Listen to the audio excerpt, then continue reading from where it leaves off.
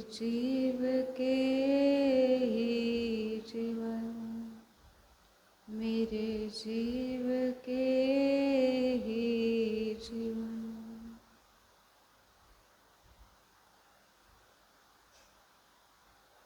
प्रणाम जी सुंदर जी।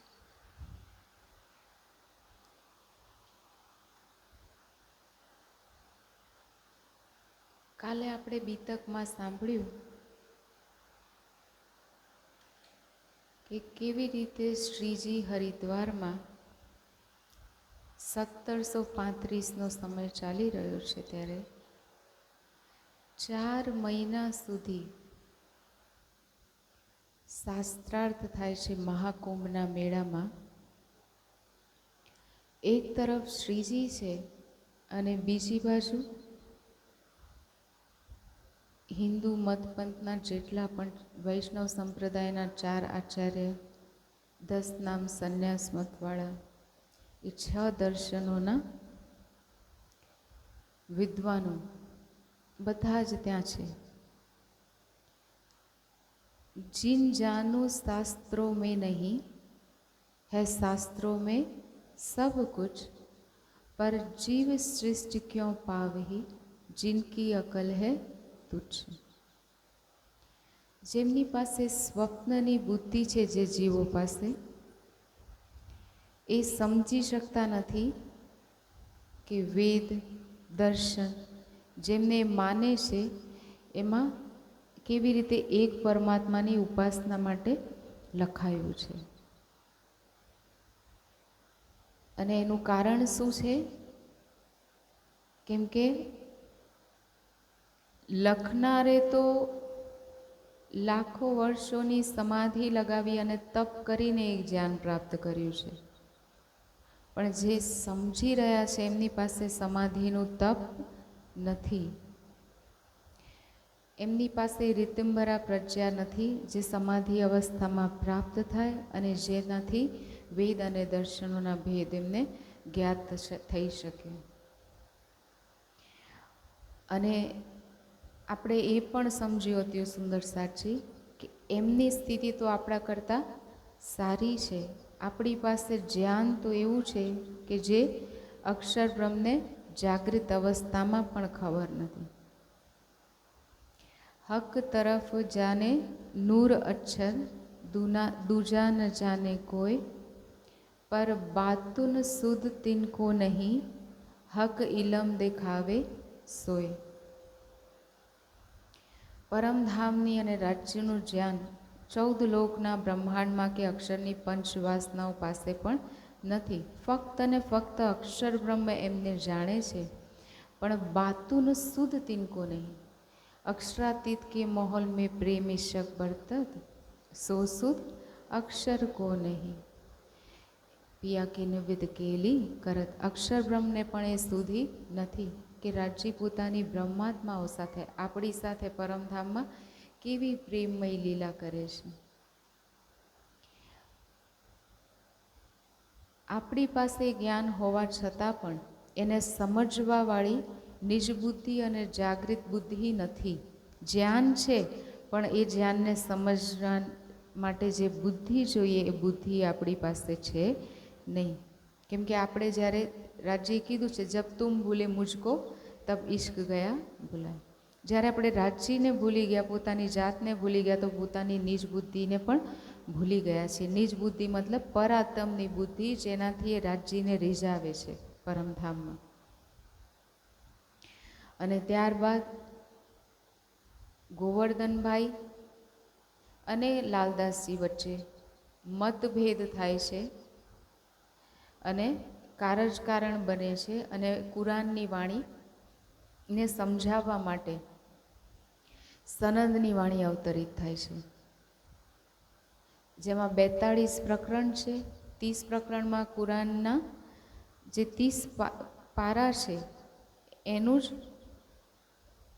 વર્ણન કરવામાં આવ્યું છે. બાતીની ગુહ્ય ભેદ એના સમજાવવામાં આવ્યા છે. અને બાકીના 12 પ્રકરણોમાં કલશના 12 પ્રકરણોને લેવામાં આવ્યા છે, જેમાં હિન્દુ પક્ષની વાત લખવામાં આવી છે. અને એટલે જ સનંદને કહેવાય છે યથાર્થનું જ્ઞાન, વાસ્તવિક જ્ઞાન.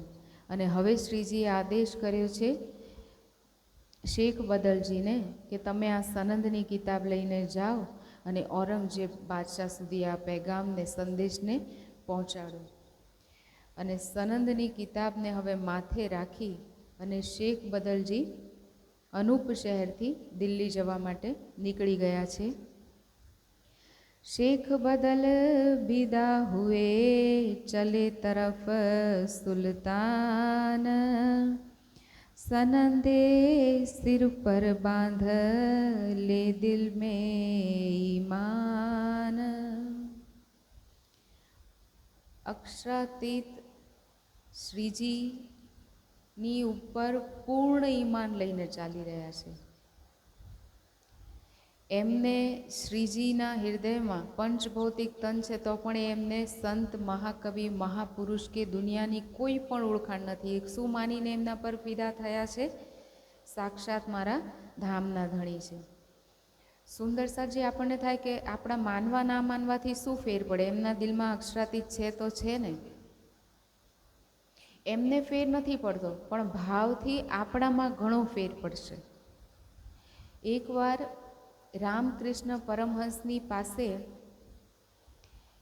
એમના જ એક શિષ્ય હતા જેમણે કીધું કે ભગવાન, તમારી સેવા કરતાં કરતાં મારી પૂરી જિંદગી વ્યતીત થઈ ગઈ છે અને બધા કહે છે, કોઈ કે તમે કૃષ્ણના અવતાર છો, કોઈ કહે છે રામના અવતાર છો, કોઈ કાંઈક કહે છે તો કોઈ કાંઈક કહે છે, પણ મને હજી તમારી ઓળખાણ થઈ નથી. તો રામકૃષ્ણ પરમહંસ કહે છે કે હું કોણ છું એ તું છોડી દે, પણ તે કયા ભાવથી સેવા કરી છે ને એ મહત્વપૂર્ણ છે. જો તે મારી સેવા સાક્ષાત અવતાર માનીને કરી હોય પરમાત્માનો, તો એ સેવા પરમાત્મા સુધી પહોંચી ગઈ છે. અને આ બહુ મોટી વાત છે સુંદર સાચી. અને આપણે એવું કહીએ કે તો પછી આપણે કોઈને પણ માની લઈએ તો ના ચાલે. જ્યાં બેઠક છે, જ્યાં સત્વ છે કાંઈક સત્ય, એ સદગુરુના પ્રતિ સમર્પિત થવાથી અને સંશય વગર વાણીથી જ્યારે ઓળખાણ થઈ જાય સદગુરુ મહારાજની, પછી વિના કોઈ સંશયથી જ્યારે આપણે એમની પ્રત્યે સમર્પિત થઈએ છીએ ત્યારે કહે છે કે બંદગી ઇનકી ઓર ખુદાઈ કી તામે નહીં ફરક. એવી જાગૃત બ્રહ્માત્માઓ અને રાજ્યની બંદગીમાં કોઈ પણ ફરક હોતો નથી. પણ આપણા જેવી બ્રહ્માત્માઓ માટે નથી કહેવાયું. બિહારીજીને અક્ષરાતીત સમજીને જેને માન્યા એમની પણ શું સ્થિતિ થઈ છે? તો ફક્ત માનવાથી પણ નથી થતું, પણ કોને કયા ભાવથી માનીએ છીએ એનો ફરક જરૂર પડે છે. હવે શેખ બદલજી મુસલમાન છે, શ્રીજી હિન્દુ તનમાં છે દુનિયા માટે. એમના અંદર અક્ષરાતીતની શક્તિને, અલ્લાહ તાલાની શક્તિને ઓળખે છે અને એમના પર પૂર્ણ સમર્પણ લઈને આવે છે. આપણે દાવો લઈએ છીએ બ્રહ્માત્માનો, વાણીને સન્માનથી પૂજીએ છીએ, રાજ્યનું જ્ઞાનમય સ્વરૂપ માનીએ છીએ, પણ એ જ વાણી જે તનથી અવતરિત થઈ એની ઓળખાણ આપણને સ્પષ્ટ રૂપે થઈ નથી. આપણે ક્યારેક કાંઈ કહી દઈએ છીએ ને ક્યારેક કાંઈ કહી દઈએ છીએ. તો હવે આ 12 મોમીનનો પ્રસંગ આવશે સુંદર સાજી દિલ્હીનો, અને આ પૂર્ણ ઈમાન પર કેવી રીતે દૃઢ ઈમાન પર શ્રીજીની ઓળખાણ કરીને ઊભા છે અને કેવી રીતે સમર્પણ કરે છે એ જીવનમાં ઉતારવા જેવું છે. હવે શું થયું? લઈને ગયા છે પણ સનંદની કિતાબમાં વાત તો કુરાનની છે પણ ભાષા કઈ છે? હિન્દી. તો ત્યાં જઈ અને જામા મસ્જિદના ત્યાં જે મસ્જિદ છે ત્યાં પગથિયા પર બેસી પહોંચે દિલ્હી શહેર મેં બખત જુમ્મે નમાજ, છઠ્ઠા દિવસની જે નમાઝ હોય ત્યારે જઈને બેઠા છે. ઈદગાહ ચલા ગયા મેં પૈગામ પહોંચાઉં તાએ આજ, અને કેવા ઉત્સાહ સાથે ગયા છે કે હું આજે જ બાદશાહ સુધી સંદેશ પહોંચાડી દઈશ. અને એટલા જ જોશથી અને પ્રેમથી, જોશથી એટલે ચિલ્લાઈને નહીં, પૂર્ણ વિશ્વાસ સાથે ગર્વથી એ વાણીને બોલી રહ્યા છે. અને બધા જ લોકો ત્યાં અવર જવર, કેમ કે જુમ્મેની નમાઝ, શુક્રવારની નમાઝ એ બધા પડે. હવે એમને ખબર નથી કે મુસલમાનોને કે જુમ્મા મતલબ શુક્રવારની નમાઝ શા માટે પડે છે? શુક્રવાર એટલે છઠ્ઠો દિવસ છે અઠવાડિયાનો, અને છઠ્ઠો દિવસ આપણને ખબર છે કે કયો છે? મોમીનનો. અને નમાઝનો મતલબ શું થાય? સંસ્કૃત ભાષાનો શબ્દ છે નમાઝ, જે નમ અને અજ ધાતુને ભેગા મળીને મળ્યો છે. નમનો અર્થ થાય નમન કરવું, પ્રણામ કરવું, રિસ્પેક્ટ આપવું, સન્માન આપવું. અને અજનો મતલબ છે એક પરબ્રહ્મ, એક પરમાત્માની ઉપાસના, કે એક પરબ્રહ્મની પ્રતિ નમન કરવું. નમન કરવું એટલે આપણે પહેલાં પણ વાત કરી હતી કે તેજ કુંવરી શ્યામાયુગલ કો પલ પલ કરું પ્રણામ, મતલબ શરીરથી પલ પલ પ્રણામ કરો તો થાકી જવાય. પલ પલ કરું પ્રણામ મતલબ પ્રણામ કરી દીધું, અર્થાત એ વ્યક્તિના જેની સામે આપણે ઝૂક્યા છીએ એ શિરોધાર્ય છે આપણા માટે. એ જે હુકમ કરે આપણે કરવાનું છે. આપણે એમના ગુલામની જેમ સંપૂર્ણ સમર્પિત થઈ જઈએ છીએ, દાસાનું દાસની જેમ. જે દાસ પણ ના કરે એવી સેવા પત્ની કરે, એટલે પત્નીને કહેવાય દાસાનું દાસ. એવા ભાવથી રાજ્યની વાણી પ્રત્યે સમર્પિત થવું છઠ્ઠા દિવસમાં, જે અત્યારે સમય ચાલી રહ્યો છે સુંદર સાચી, એને કહેવાય જમવાની નમાઝ. તો એ દિવસે તો એ લોકો અચૂક નમાઝમાં બધા એક સાથે ભેગા મળીને કરે. નમાઝ તો એ પડે જ છે, ઘરે પડતા હોય કે ગમે ત્યાં, પણ એ દિવસે ભેગા મળીને પડે. તો ત્યારે જ પહોંચી ગયા છે શેખ બદલજી, અને ત્યાં સનંદ ગાવા લાગ્યા છે. હવે સાંભળતા સાંભળતા કોઈ શું કહે છે?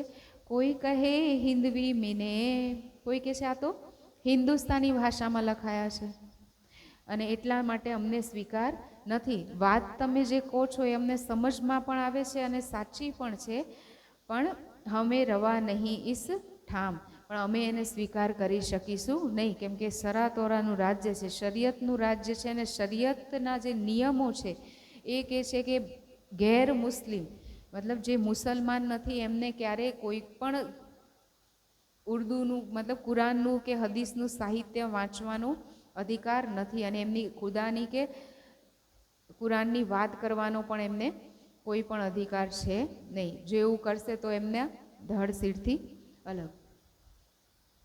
અને એટલા જ માટે કોઈ વિશ્વાસ નથી કરતું, અને કેટલાક તો સાંભળવાથી પણ ઇનકાર કરી નાખે છે કે સાંભળવું જ નથી, હિન્દુસ્તાની ભાષામાં છે તો શા માટે સાંભળીએ. અને એક વ્યક્તિ તો એમની સાથે ઝઘડો કરવા માટે પણ પહોંચી જાય છે શેખ બદલજી પાસે, કે 1,20,000 પેગમ્બર થઈ ગયા છે મુસલમાનોમાં, અને એ બધાને છોડીને તમે એવું કહી રહ્યા છો કે બિના એક મોહમ્મદ કોઈ પેગમ્બર જ નથી. તો એનો મતલબ કે તમે અમને એવું કહી રહ્યા છો કે અમારા ધર્મમાં ફક્ત એક જ પેગમ્બર થયા અને મોહમ્મદ સાહેબ, અને બાકી બધા કોઈ છે જ નહીં, તો તમે બાકી બધાને નગણ્ય માનો છો, એટલે અમને આ સ્વીકાર નથી. અને એ ઝઘડવા લાગ્યો શેખ બદલજીને, એમની સાથે આપસમાં ઊંચા અવાજે બોલચાલ થઈ ગઈ. અને હવે શું થયું, 2-3 દિવસ સુધી આવી જ રીતે શેખ બદલજી જતા રહ્યા. ત્યાં જાય છે રોજ અને સનંદની વાણીનું ગાન કરે છે, પણ કોઈ પણ વિશ્વાસ લઈને આવતું નથી. અને ત્યાં સુધી શ્રીજી અનુપ શહેરથી દિલ્હી પહોંચી જાય છે સુંદર સાતજી. અને હવે શ્રીજી એમને પૂછે છે કે શું થયું કામનું, જે આપણે સંદેશ પહોંચાડવાનો છે એનો. ત્યારે જવાબ આપે છે શેખ બદલજી કે કોઈ કલામ હિન્દવી કા લ્યાવત હૈ દિલ શક. કોઈ મુસલમાન તો શું કહે છે કે આ સનંદની વાણી હિન્દુસ્તાની ભાષામાં છે, એટલે અમે પૂર્ણ વિશ્વાસ કરી શકીશું નહીં. કાહું દિલ મેં કુફર, અને કોઈના દિલમાં તો પાપ છે એટલે સ્વીકાર કરતા નથી. અને કોઈ બાત કહે બુજરક, અને કોઈ કહે છે કે બહુ મોટી વાત છે, પણ કોઈ પણ સંદેશ આગળ પહોંચાડવા માટે તૈયાર થતું નથી. એટલે હવે ફરીથી બેઠા વિચાર કરવા કે શું કરીશું. હજી શ્રીજી હરિદ્વારથી અનુપ શહેર ગયા, ને અનુપ શહેરથી દિલ્હી આવ્યા છે. દિલ્હી આવીને તરત વિચાર કરવા લાગ્યા કે હવે શું કરવું છે. ને સૌથી પહેલાં લાલદાસ અને ગોવર્ધનભાઈને બોલે છે કે જાય કહો શેખ સુલેમાન. કાલે આપણે સાંભળ્યું હતું કે શેખ સુલેમાન પાસે ગયા હતા, ફરીથી એમની પાસે મોકલે છે. અને ગોવર્ધનભાઈ કે લાલદાસજી, આપણે હમણાં જ જે પ્રસંગ સાંભળ્યો હતો હરિદ્વારનો, એના પહેલાં કે કેવું જોશ આવ્યો હતો શ્રીજીને, અને કારણ શું બન્યું હતું? ગોવર્ધનભાઈ અને લાલદાસજીની વચ્ચે મતભેદ થયો તો કઈ વાતને લઈને કે કુરાનની વાતમાં આપણા જ ઘરની વાત છે એ શ્રીજીને કહી દેવામાં આવશે તો એ આપણને ઔરંગઝેબ બાદશાહ પાસે મોકલશે અને આપણે ઔરંગઝેબ બાદશાહ પાસે હિન્દુ થઈને જવું મતલબ મૃત્યુને સ્વીકાર કરવું.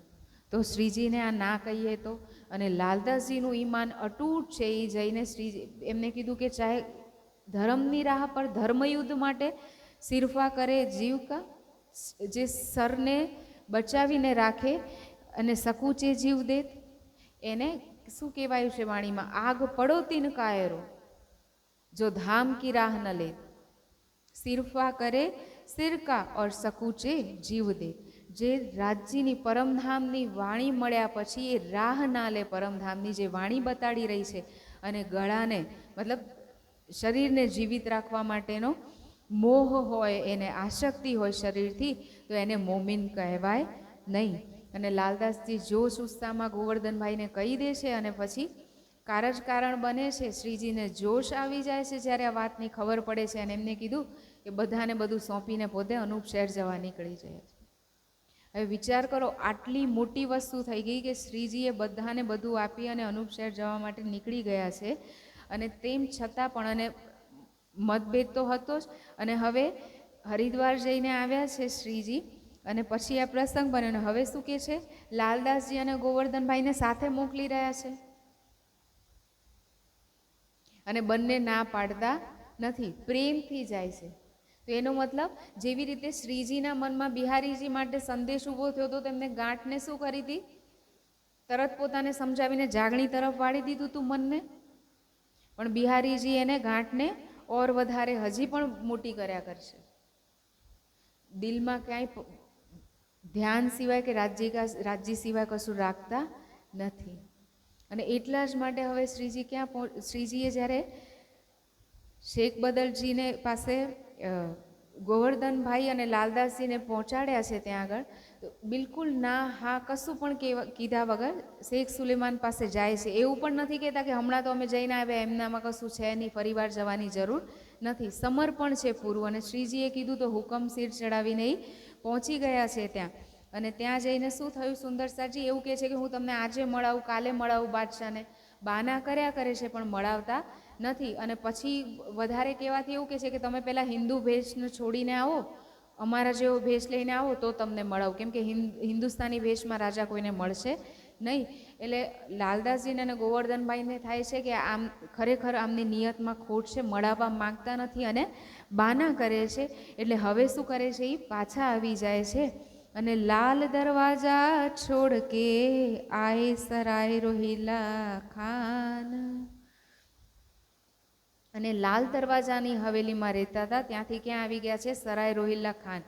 સુંદરસાજી જ્યારે પણ દિલ્હીની બીતક વાંચશો ને તો બહુ જ બધી જગ્યાએ સ્થાનનું વર્ણન થાય છે. આપણને થાય છે કે શા માટે આપણને કહેવામાં આવે છે, એટલા માટે કહેવામાં આવે છે વારંવાર. શા માટે એમને સ્થાન બદલવું પડે છે, કેમ કે નથી એમને હિન્દુ રહેવા દેતા અને નથી એમને મુસલમાન રહેવા દેતા. ઔરંગઝેબનો આતંક છે ને એટલે તો પહેલાં અનુપ શહેર ગયા હતા, અને એટલે જ શ્રીજીને પણ દિલ્હીમાં નથી રહેવા દેતા સુંદરસાજી. એમને કામા પહાડી તરફ ક્યાંક એકાંતમાં રાખે છે. હજી આપણને ખબર નથી કે સ્થિતિ કેવી હશે. અત્યારે પણ આપણને કહે કે આતંકવાદ છે કે ક્યાંક પાકિસ્તાનમાં કે ક્યાંક જઈને ધર્મનું પ્રચાર પ્રસાર કરો તો કોણ તૈયાર થશે. જેવી રીતે શ્રીજી એ વખતે અરબ મોકલી દીધા હતા ને, શ્રીજીને મોકલી દીધા હતા દેવચંદ્ર, જેવી રીતે આપણને મોકલવામાં આવે તો આપણે તો અહીંયા પણ 400 કોસ દૂર ક્યાંક જવું હોય તો એ જતા નથી. તો આ આપણા સુંદર સાથ છે કે જે પૂરા બ્રહ્માંડને અખંડ મુક્તિ આપવા આવ્યા છે, પણ એમને ક્યાંય સ્થાન મળતું નથી. એમના કારણે બધાને અખંડમાં સ્થાન મળશે હંમેશ હંમેશ માટે, પણ એમની સ્થિતિ એવી છે આ સંસારમાં, કેમ કે જ્ઞાનને લઈને ફરી રહ્યા છે ને, સત્ય જ્ઞાનને. અને જ્યારે સત્યની રાહ પર ચાલો તો વિઘ્ન આવવાના ને આવવાના જ, કેમ કે માયાને હુકમ રાજ્યનો છે. દયાનંદ સરસ્વતી જ્યારે જ્ઞાન એક પરમાત્માનું જ્ઞાન લઈને ફર્યા ત્યારે એમને 14 વાર ઝેર આપવામાં આવ્યું, અને હર વખતે શું કરતા હતા, યોગ બળથી એને નિષ્ક્રિય કરી નાખતા હતા. અને 14મી વખત એમને સ્વીકાર કર્યું કે પરમાત્મા તારી ઈચ્છા પૂર્ણ હો. પરમાત્મા તારી ઈચ્છા પૂર્ણ થાય. અને તે ખૂબ નાટક દેખાડ્યું. આ એમના અંતિમ શબ્દો હતા અને પછી એમને તન છોડ્યું. તો કહેવાનું તાત્પર્ય શું છે કે જ્યારે પણ આપણે ધર્મની રાહ પર ચાલીશું, પરમાત્મા તરફ ચાલીશું, તો કેમ કે આપણે માયાના પ્રવાહથી વિરોધમાં ચાલી રહ્યા છે. જ્યારે નદીના પ્રવાહમાં તરવું હોય તો વાંધો આવે નહીં, પણ એનાથી વિરુદ્ધમાં તરવું હોય તો વધારે ફોર્સ કરવો પડે. એટલા જ માટે ધર્મની રાહ માયાથી અવળી છે. તો જ્યારે આપણે ધર્મની રાહ તરફ જઈએ તો માયાનો પૂરજોશમાં વિરોધમાં ફોર્સ આવશે જ સુંદર સાથી. પણ આ સુંદર સાથ હવે શું કરે છે કે હવે વિચાર કરે છે કે જે 22 પ્રશ્નો તૈયાર કર્યા હતા હિન્દી ભાષામાં, એને ફારસીમાં અનુવાદ કરી દેવામાં આવે અને એ પત્ર પહોંચાડવામાં આવે જો, તો કાંઈક કામ થઈ શકે.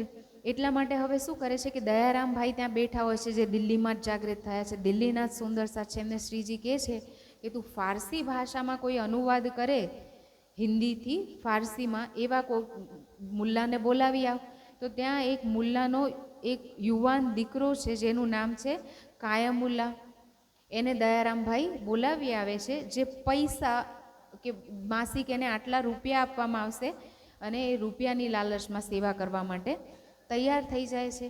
અને હવે એના દ્વારા રૂક્કા તૈયાર કરવામાં આવે છે, મતલબ પત્ર તૈયાર કરવામાં આવે છે. 22 પ્રશ્નો તો શ્રીજી અને લાલદાસજીએ તૈયાર કર્યા જ હતા, પણ એ હિન્દી ભાષામાં હતા, એને ફારસીમાં અનુવાદ કરી દેવામાં આવે છે. અને હવે એ પત્રને લઈને સુંદર સાથ જેટલા પણ ઘર છે બધે ફરી વળે છે કે કોઈક તો સંદેશ પહોંચાડી દે ઔરંગઝેબ બાદશાહ સુધી, કોઈક જાગૃત થઈ જાય ને પહોંચાડે, પણ કોઈ તૈયાર થતું નથી.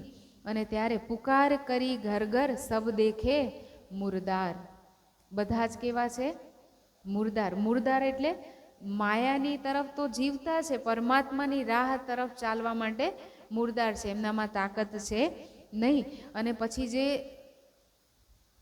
ઔરંગઝેબ બાદશાહ છે એમના ઉસ્તાદ અર્થાત ગુરુ, ધર્મગુરુ કહેવાય જેને, એમની પાસે જાય છે, શેખ નિઝામ પાસે.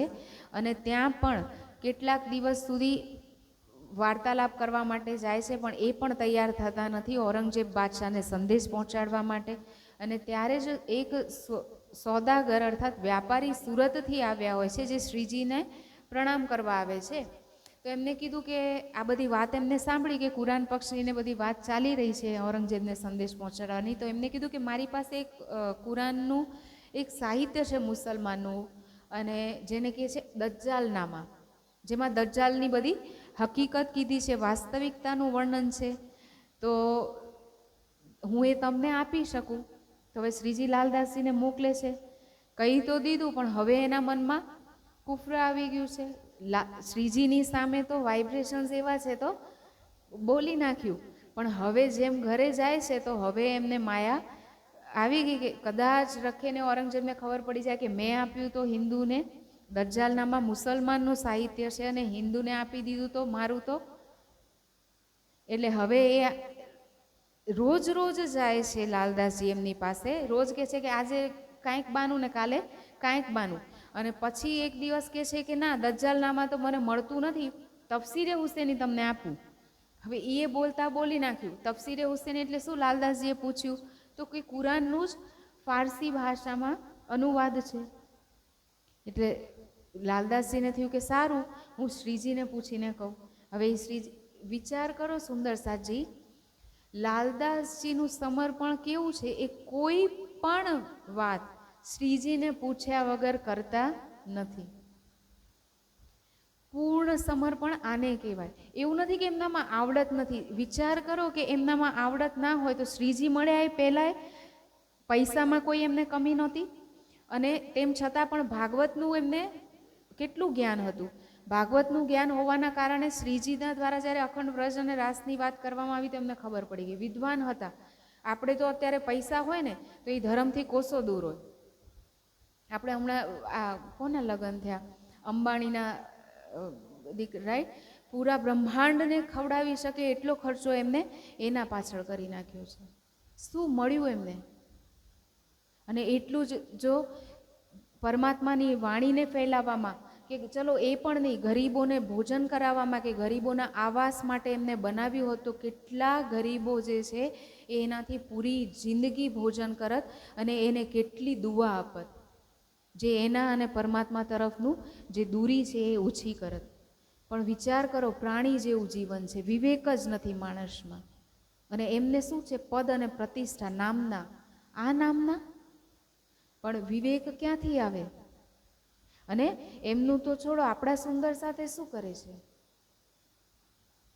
આપણે એમાં ઓછા નથી. ઘરમાં ખાવાના વાંધા હોય, આપણે કહીએ કે સેવામાં માટે પૈસા નથી, થોડા દિવસ માટે જવાનો પણ સમય નથી, પણ કોઈ ઘરના લૌકિક ઉત્સવ કે કંઈક આવી જાય ઘરમાં, તો એ બધું કરવા માટે આપણે તત્પર હોઈએ છીએ.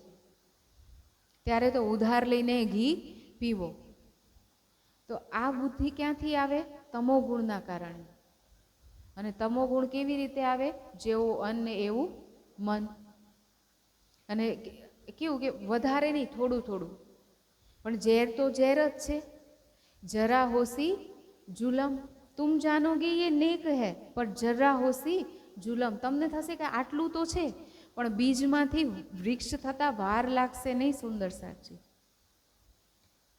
એટલે ક્યારે છોડવું હોય તો પૂર્ણ રીતે. અને એ લાલદાસજી છે, અને કે વિનમ્રતા પણ છે એની સાથે. શેઠ છે પણ ચતુરા પોકરના, જે એમના અંડરમાં કામ કરી રહ્યા છે ગોદામમાં, એ પણ એમને બિંદાસ કહે છે બધી વસ્તુ. ક્યારે કહી શકે? જ્યારે એમને એવો વ્યવહાર રાખ્યો હોય ત્યારે ને. એમની નજરમાં કોઈ ઊંચું કે નીચું છે નહીં, બધા સમાન છે. એ સમદ્રષ્ટિ એમનામાં પહેલાં પણ હતી, શ્રીજીને મળ્યા પહેલાં. અને એટલા જ માટે એમના જિંદાદાસ માળીએ પણ એમને કીધું કે તમે જાઓ છો, તમને એના સ્વરૂપની ઓળખાણ છે. ત્યારે એમને જ્ઞાન માટે એમની સામે પણ ઝૂકવામાં, ઠીક છે તમે કરાવો ઓળખાણ. અને આપણે જ્ઞાન ગમે ત્યાંથી મળે સુંદર સાજી, નાનામાં નાના માણસ પાસેથી કે મોટામાં મોટા માણસ પાસેથી.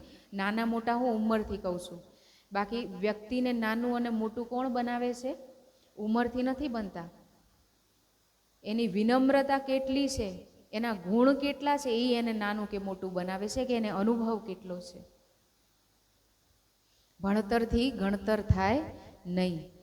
તો એ લાલદાસજી છે પૂરા શિષ્ટાચારથી યુક્ત. અને હવે શ્રીજી જ્યારે એમને કહે છે ને, તો તરત જઈને શિરોધાર્ય કરે છે. અને જ્યારે આ ભાઈ એમને કહે છે કે હું તફસીરે હુસેની આપું, તો શ્રીજીને પૂછવા માટે જાય છે. શ્રીજી હુકમ કરે છે કે લઈ આવો. ત્યારે જઈને હવે માંગે છે ત્યાં. હવે વારંવાર માંગ્યા પછી આવી રીતે ફરીથી ફિરતે ભય દિન 4, કેટલા દિવસ સુધી ટરકાવાય છે આ લોકો. અને તેમ છતાંય અને આપતા નથી. અને સુંદર સાથને અહંકાર નથી કે અમે એક જ દર ઉપર શા માટે જઈએ. શ્રીજી કહે છે કે જાઓ તો જાઓ. અને હજી એવું ઓછું છે તો આગળ જઈને ભિક્ષા માંગાવશે હરેક દર ઉપર જઈને. એમાં પણ એ સહર્ષ સ્વીકાર કરે છે.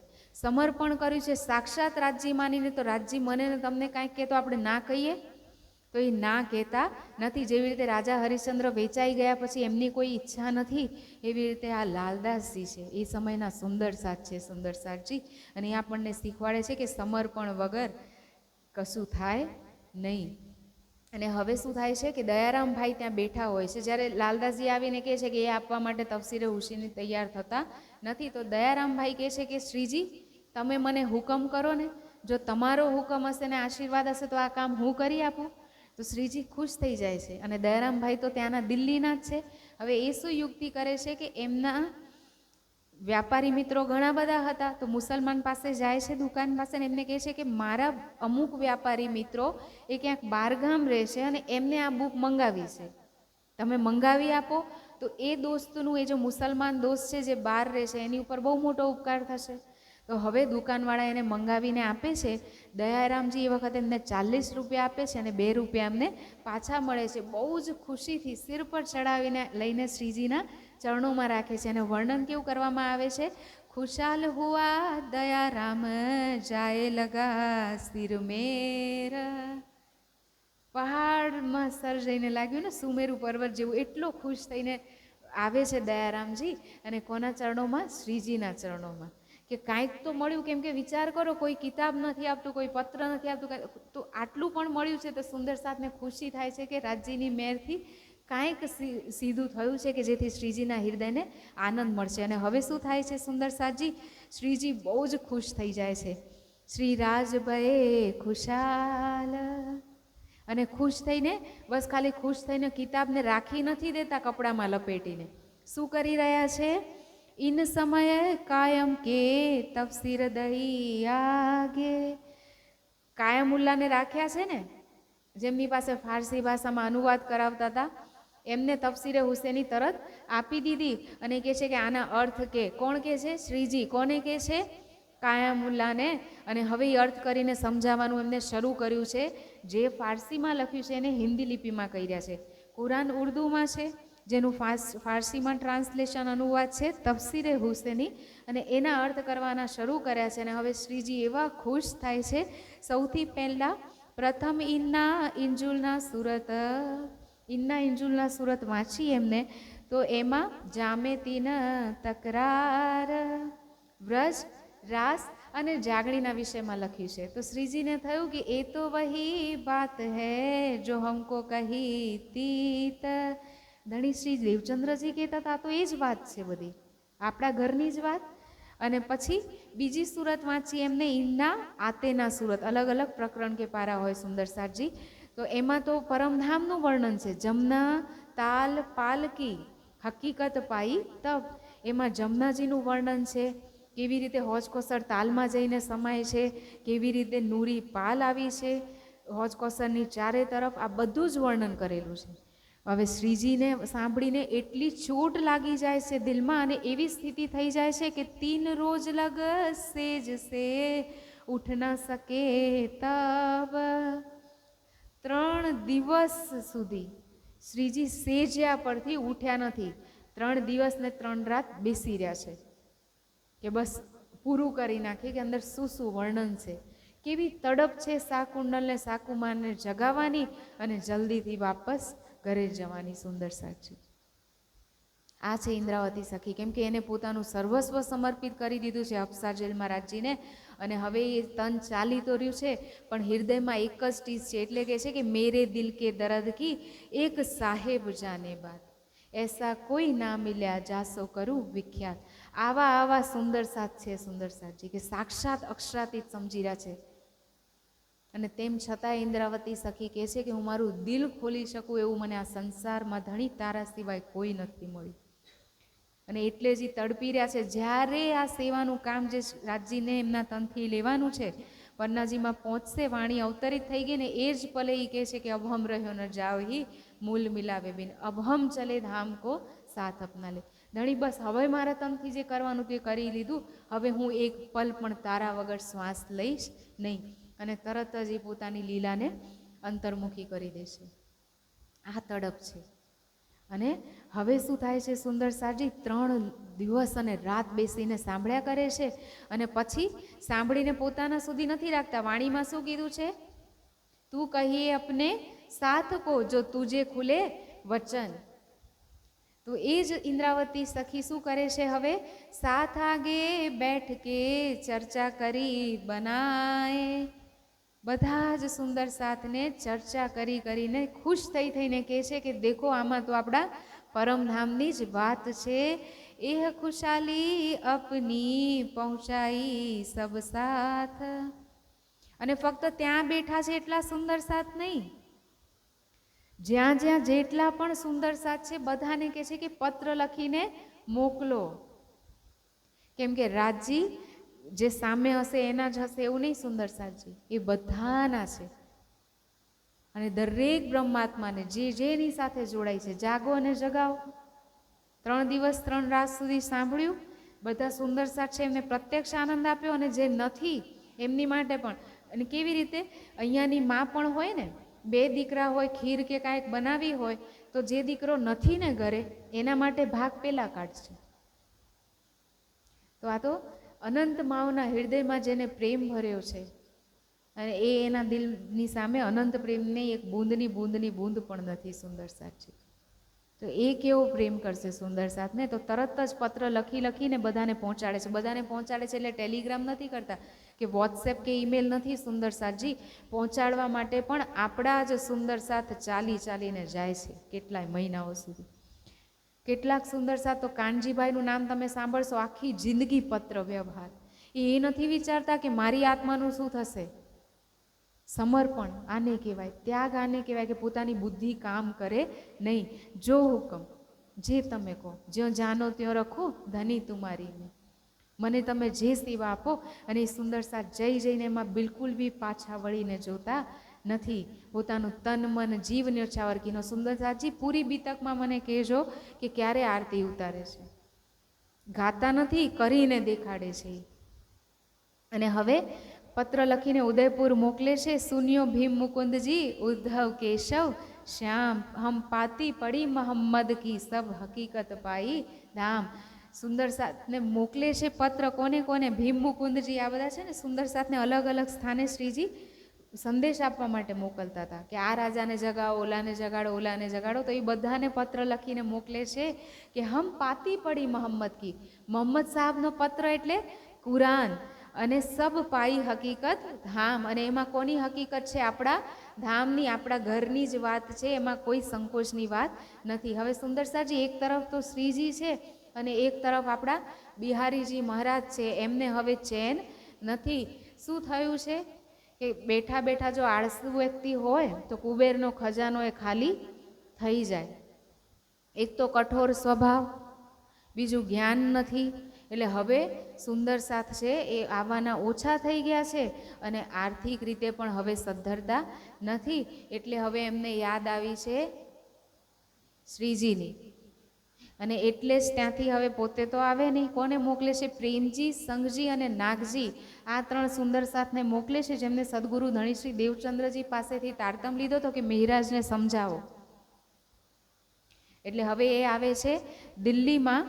જ્યારે સરાય રોહિલ્લા ખાનની હવેલીમાં હોય છે સુંદર સાથ, ત્યારે આવે છે. જ્યારે આવ્યા ત્યારે હવે તો કુરાન પક્ષની જ ચર્ચા ચાલુ છે શ્રીજીની સુંદર સાથની. તો ત્યારે મજલિસ બેઠી હતી મોમિનોની, અને ત્યાં વાત થતી હતી ઈહા બિના મોહમ્મદ ઓર ન બાત. મોહમ્મદ સાહેબની સનદ વાંચીને ગવડાવવામાં આવતી હતી અને ચર્ચા કરી રહ્યા છે શ્રીજી. તો એ વખતે શું થાય છે? એ દેખ તાજુબ ભય, આશ્ચર્ય પામે છે કે આ શું છે? આ તો પૂરા ને પૂરા મુસલમાન થઈ ગયા કે શું? કેમ કે એ આવ્યા હતા કે અમે દેવચંદ્રજીની ગાદીના સ્થાનથી આવ્યા છીએ. એમને દેવચંદ્રજીના સ્થાન પર, ગાદી પર અને નામ પર વિશ્વાસ હતો. દેવચંદ્રજીએ જે કીધું હતું એની પર વિશ્વાસ છે નહીં. અગર હોત તો ખોજીબાઈ ત્યારે કીધું હતું ને શ્રીજી. અને દેવચંદ્રજી તો એ પણ કીધું હતું કે મારા ગયા પછી રાજ્યની બેઠક શ્રીજીની અંદર થશે. જેવી રીતે અત્યારે આપણા સમાજમાં પણ ઘણા બધા ભૂલેલા છે કે સરકારશ્રી જે કહેતા હતા, માને તો સરકારશ્રીને છે, પણ સરકારશ્રી હંમેશા કહેતા હતા, મને યાદ છે જે મેં મારા કાને સાંભળ્યું છે કે જો ભી મેરે તન કો પકડેગા વો નરકો में सड़ेगा, मैं तब तक वापस नहीं जा सकता हूँ जब तक सबकी आत्मा जागृत नहीं हो जाती है, मेरी फेरी लगी रहेगी जब तक आत्म नहीं जगेगी, और अगर मेरी पहचान करनी है तो मेरी आवाज़ से पहचान करना, इस तन को मत पकड़ना. અને અત્યારે દુઃખની સાથે કહેવું પડે છે, સાચું કહેવું તો બધાને કોઈને ખોટું પણ લાગશે, પણ રાજ્યની સામે બેસીને જૂઠું બોલાય નહીં. તો શું કીધું છે એમને? જે કીધું તું, પણ હવે તનને પકડવાવાળા એવા થઈ ગયા છે કે એમાં પણ ફાંટા સુંદર સાથ છે. આ સુંદર સાથ જ્યારે આપણી રહેણીને જોશે કેવું દિલ દુખાશે. એક માના દીકરાઓ જ્યારે અલગ અલગ થાય તો દીકરાઓનું દુઃખ તો કોને સૌથી વધારે કોનું દિલ દુખી થાય? માનું. અને આપણે જ્યારે અંદર અંદર, અને કઈ વાતનો પ્રોબ્લેમ છે? અહંકાર ટકરાઈ રહ્યો છે, બીજું કાંઈ નથી સુંદર સાચી. બાકી કોઈ પણ, જેવી રીતે દર્શનના આચાર્યોએ દર્શન ક્યારેય એકબીજાની વાતને કાપતી નથી બોલતા. દર્શન 6 ભેગા થઈને એક હાથી, એક સૃષ્ટિની રચનાનું પૂરું પિક્ચર પ્રસ્તુત કરે છે, પણ ના સમજવાના કારણે કાલે આપણે જોયું કે બધા કેવા અંદર અંદર અંદર અંદર અલગ છે. એવી જ રીતે કોઈ પણ પરમહંસ શરીર સાથે જોડાવા માટે કહેતા નથી. સરકારશ્રીના પણ ગુરુજી સદગુરુ મહારાજ, અગર આપણે બળે મહારાજજી જોઈએ તો એમને પણ ક્યારેય કીધું નથી, પણ અત્યારે એમને માનવાવાળાનો પણ અલગ વર્ગ થઈ ગયો છે. વિચાર કરો આપાપનથી કરીને. તો આ ક્યાં જઈને અટકશે સુંદર સાથજી? આપણે તો એક થઈને સુંદર સાથને જગાવવાના છે, પૂરા સંસારને જગાવવાનું છે. અને કઈ રાહ લઈ રહ્યા છે? અને શા માટે? કેમ કે વાણીનું અમૃત જે પીવું જોઈતું હતું અને રસ જે પીવડાવવો જોઈતો હતો જીવનમાં ઉતારીને, એ આપણે કર્યું નથી. બીતક જે કહે છે એ આપણે કર્યું નથી. ફક્ત જૂઠા વજૂદને પકડીને આપણે બેસી રહ્યા છીએ. કોઈકે કૃષ્ણના તનને પકડ્યું, જે આપણા રાજ્ય લીલા કરી. કોઈકે દેવચંદ્રજીના તનને પકડ્યું, કોઈકે સરકારશ્રીના તનને પકડ્યું, તો કોઈએ બડે મહારાજજીના તનને પકડ્યું. જેટલા પરમહંસે બધાના તનને પકડીને આપણે અલગ થઈ રહ્યા છીએ. એ પરમહંસોનું એનાથી વધારે અપમાન કોઈ હોઈ શકે નહીં. કેમ કે પરમહંસ ક્યારે થાય? જ્યારે રાજ્ય હૃદયમાં આવી ગયા છે, ત્યારે એમની માટે બધી બ્રહ્માત્માઓ એક જ છે અને પૂરો સંસાર એક જ છે, એક ચેતનાને જોવા વાળો. તો સમદ્રષ્ટિ હોય તો એમને કેવી રીતે આ સહન થઈ શકે સુંદર સાચજી? અને કટુક વચન જો આપસમાં કહે ને તો પણ એમનાથી સહન ના થાય. તો આપસમાં જ્યારે આટલો ટકરાવ, આટલો મન મોટાવ કે એકબીજાને જોવા પણ ના માંગે, તો એ કેવી રીતે ચાલે? આપણા કરતાં તો ઓલા પશુ પક્ષીઓ સારા છે, કે જેમને કહે છે ને, પંછી નદિયા પવન કે ચોકે, કોઈ સરહદ ના ઈને રોકે.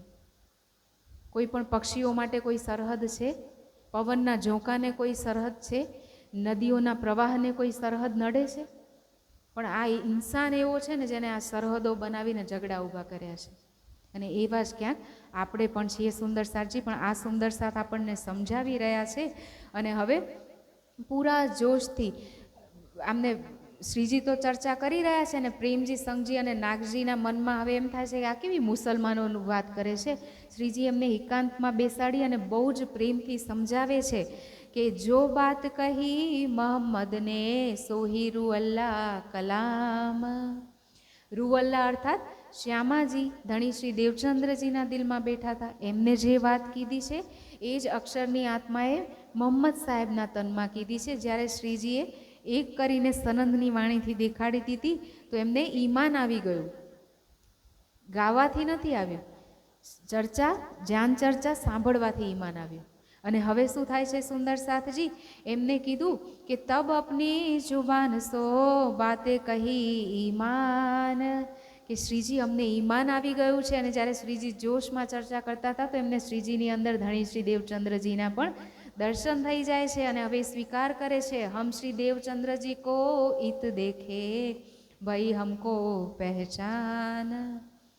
અમને પૂર્ણ પહેચાન થઈ ગઈ છે કે તમારા અંદર જ દેવચંદ્રજી બેઠા છે, કેમ કે અમને એ દેખાઈ ગયા છે. અને હવે શું થાય છે સુંદર સાથજી? એ કહે છે કે અમે બધા જ સુંદર સાથને પત્ર લખીને કહી દઈશું કે હમ અબલો ભૂલે થે, અમે અત્યારે સુધી ભૂલેલા હતા, પણ હવે અમને ઓળખાણ થઈ ગઈ છે. શ્રી ધની દેવચંદ્રજી કો હમ દેખ્યા હે ઈત. અહીંયા જ એમની બેઠક છે. અને તમે પણ જ્યાં જ્યાં આ પત્ર પહોંચે ત્યાં બધા ઈમાન લઈને આવજો, વિશ્વાસ લઈને આવજો. અને હવે શું થાય છે સુંદર સાથજી? પત્ર લખીને મોકલી દેશે બધા સુંદર સાથને, પણ ઈમાનમાં હજી પણ ખળબળ છે. પ્રેમજીભાઈ તો નામ પ્રમાણે જ પૂરો પ્રેમ લઈને આવે છે અને શ્રીજીના ચરણોમાં જ રહી જાય છે, પાછા જતા નથી. જ્યારે રાજ્યની ઓળખાણ થઈ ગઈ તો કોણ પાછું જાય? રાજ્ય આવી જાય સાક્ષાત તો કોણ પાછું જાય સુંદર સાથજી? તો પ્રેમજીભાઈએ તો પાછા જવાનું, ઘર પરિવારને છોડીને આવ્યા હશે, તો એમને ખબર નથી કે પાછા નથી જવાનું. અને મેં પહેલાંય કેટલી વાર કીધું કે ત્યાં આગળ મોબાઈલ કે કાંઈ નથી સુંદર સાથજી. ગયા એ ગયા સુંદર સાથ, પાછું વળીને જોયું નથી. કેમ કે એમની શરીરની નજર છે જ નહીં, આત્માની દૃષ્ટિ છે. અને સુંદર સાથજી 22 દિવસ પ્રેમજી, સંઘજી અને નાગજી અહીંયા સાનિધ્યમાં રહે છે. પ્રેમજીભાઈ હંમેશ માટે રોકાઈ જાય છે અને નાગજી અને સંઘજી પાછા જાય છે. પાછા જાય છે તો હવે વળતા વળતા એક જ દિવસમાં તો નવતનપુરી દિલ્હીથી નહીં પહોંચી જાય ચાલતા ચાલતા. તો વચ્ચે વચ્ચે જ્યાં જ્યાં સુંદર સાથને મળે છે ત્યાં એમને પત્ર લખીને મોકલ્યા હતા. એ બધા પૂછે છે કે તમે આવું કીધું. તો હવે એ દૂધલી વાતો કરે છે. દૂધલી એટલે હા અને ના, કાંઈ સ્પષ્ટ રૂપે કહેતા નથી. કેમ કે જેમ જ દૂર ગયા કે છે ને ચટાઈ સુધી ઈમાન, એટલે હવે ખળભળ મચી છે ઈમાનમાં. અને હવે જ્યારે પાછા પહોંચે છે નવતનપુરી અને જઈને બિહારીજીને મળે છે, તહાં જાય કે કહ્યા ત્યાં જઈને શું કીધું? શ્રી દેવચંદ્રજી કો હમ દેખે બેઠે ઉન મુકામ. જ્યારે અમે શ્રીજીની ચર્ચા સાંભળતા હતા તો સાક્ષાત દેવચંદ્રજીને જોયા. અમને એમની વાતોથી પણ અમને ઈમાન આવી ગયું છે. હવે આ વાત કહેતા કહેતા તો કહેવાઈ ગઈ છે કોની સામે? ગાદીપતિ મહારાજ બિહારીજી સામે. અને એમને હવે એટલું ખરાબ લાગ્યું કે 3 ગયા હતા એમાંથી 2 જ પાછા આવ્યા ને 2 પણ એના થઈને આવ્યા છે. તો હવે બિહારીજી મહારાજે શું કર્યું? સુંદરસાજી ઇતની બાત સુન કે ઉઠ ભાગા મહેતર. આટલું સાંભળીને ગાદી છોડીને ભાગ્યા છે. રહો ન પાસ તુમ્હારે ઝઘડા હુઆ યો કર. ઝઘડાની સ્થિતિ થઈ ગઈ ને કે હવે હું અહીંયા રહીશ નહીં. ગાદી અહીંયા, રાજજી હું અહીંયા, અને તમે ત્યાં આગળ જોઈને આવ્યા દેવચંદ્રજી મહારાજને, અને આટલું તો આટલું તમે બધાને પત્ર લખીને મોકલી દીધા. તો હવે હું અહીંયા રહીશ નહીં. અને એ બધા મનાવવા માટે પાછળ પાછળ દોડ્યા સુંદરસાજી, પણ ક્યારે બિહારીજી પાછા વળે? એમને શું કર્યું? ફિરાય ક્યો એ ન ફિરે. એ પથ્થર હૃદય એક વખત કદમ ભર્યું તો પાછું વાળતા નથી. 3 દિવસ સુધી રીસાઈને બેસી રહ્યા એક જગ્યાએ દૂર સ્થાન પર. અને સુંદરસાથ મનાવીને થાક્યા. અને પછી શું થયું? સુંદરસાથજી એ સબ જ્યો ત્યો કરકે લાએ અપને ઘર. જેમ તેમ મનાવીને 3 દિવસ પછી ઘરે લઈને આવ્યા અને ફરીથી પત્ર લખ્યા. હવે શું પત્ર લખ્યા? મત કોઈ લાયો ઈમાન તરફ શ્રીજી સાહેબજી. કોઈ પણ શ્રીજી સાહેબજી ઉપર ઈમાન લઈને આવતા નહીં. સદગુરુ મહારાજની ગાદી પર જે બિરાજમાન છે ને બધી શક્તિ અહીંયા જ છે. અમે ભૂલવશે પત્ર લખ્યો હતો. આ સ્થિતિ આપણી પણ છે સુંદરસાથ ક્યાંક ને ક્યાંક. શા માટે? કેમ કે એમને ખબર નહોતી વાણીની વખતે. અને બિહારીજી મહારાજની પાસે રહ્યા છે પૂરી જિંદગી. પહેલાં આડિકા લીલા થઈ અને હવે બિહારીજી મહારાજને ચર્ચા સત્સંગ તો કાંઈ આવડતો નથી. તો શું કરે? એટલે આજીજી કરીને કે બિહારીજી મહારાજ જો નારાજ થઈ જશે તો અમે ક્યાં જઈશું નવતનપુરીથી બહાર, એટલે એમને જ માનો. અને એમ કરીને સુંદરસાથ પગે પડીને લઈ આવે છે. અને હવે ફરીથી પત્ર લખીને બધાને કહી દે છે કે રખેને બિહારી મહારાજ ફરીથી નારાજ ના થઈ જાય. બધાને વાતો લખીને મોકલી દે છે. વિચાર કરો, આ વિમુખ વિધો વાતે મોટે મેલે વંચાશે. પરમધામમાં જ્યારે આ વાતો કરશે ત્યારે શું મોઢું દેખાડીશું? ક્યાંની નિસ્બત નિભાવી રહ્યા છીએ આપણે સુંદરસાથજી. અને હવે શું થાય છે? અહીંયા આગળ તો આ કિસ્સો વચ્ચે હતો, હવે પાછું સંદેશ પહોંચાડવાનો છે એમાં લાગી ગયા સુંદરસાથ. એક પલની વિલંબ નથી કરતા કે એક પદ્યું કાંઈ વાંધો નહીં. બિહારીજી મહારાજ ત્યાં ને ત્યાં જ અટક્યા છે, પણ એમ શ્રીજીની સાથે સુંદરસાથ કે શ્રીજી ક્યાંય અટકતા નથી. હવે એ વિચાર કરવા લાગ્યા કે શું કરું, કેવી રીતે સંદેશ પહોંચાડવો. તો જેટલા પણ ઔરંગઝેબના નજદીકી હતા એ બધા પાસે જાય છે.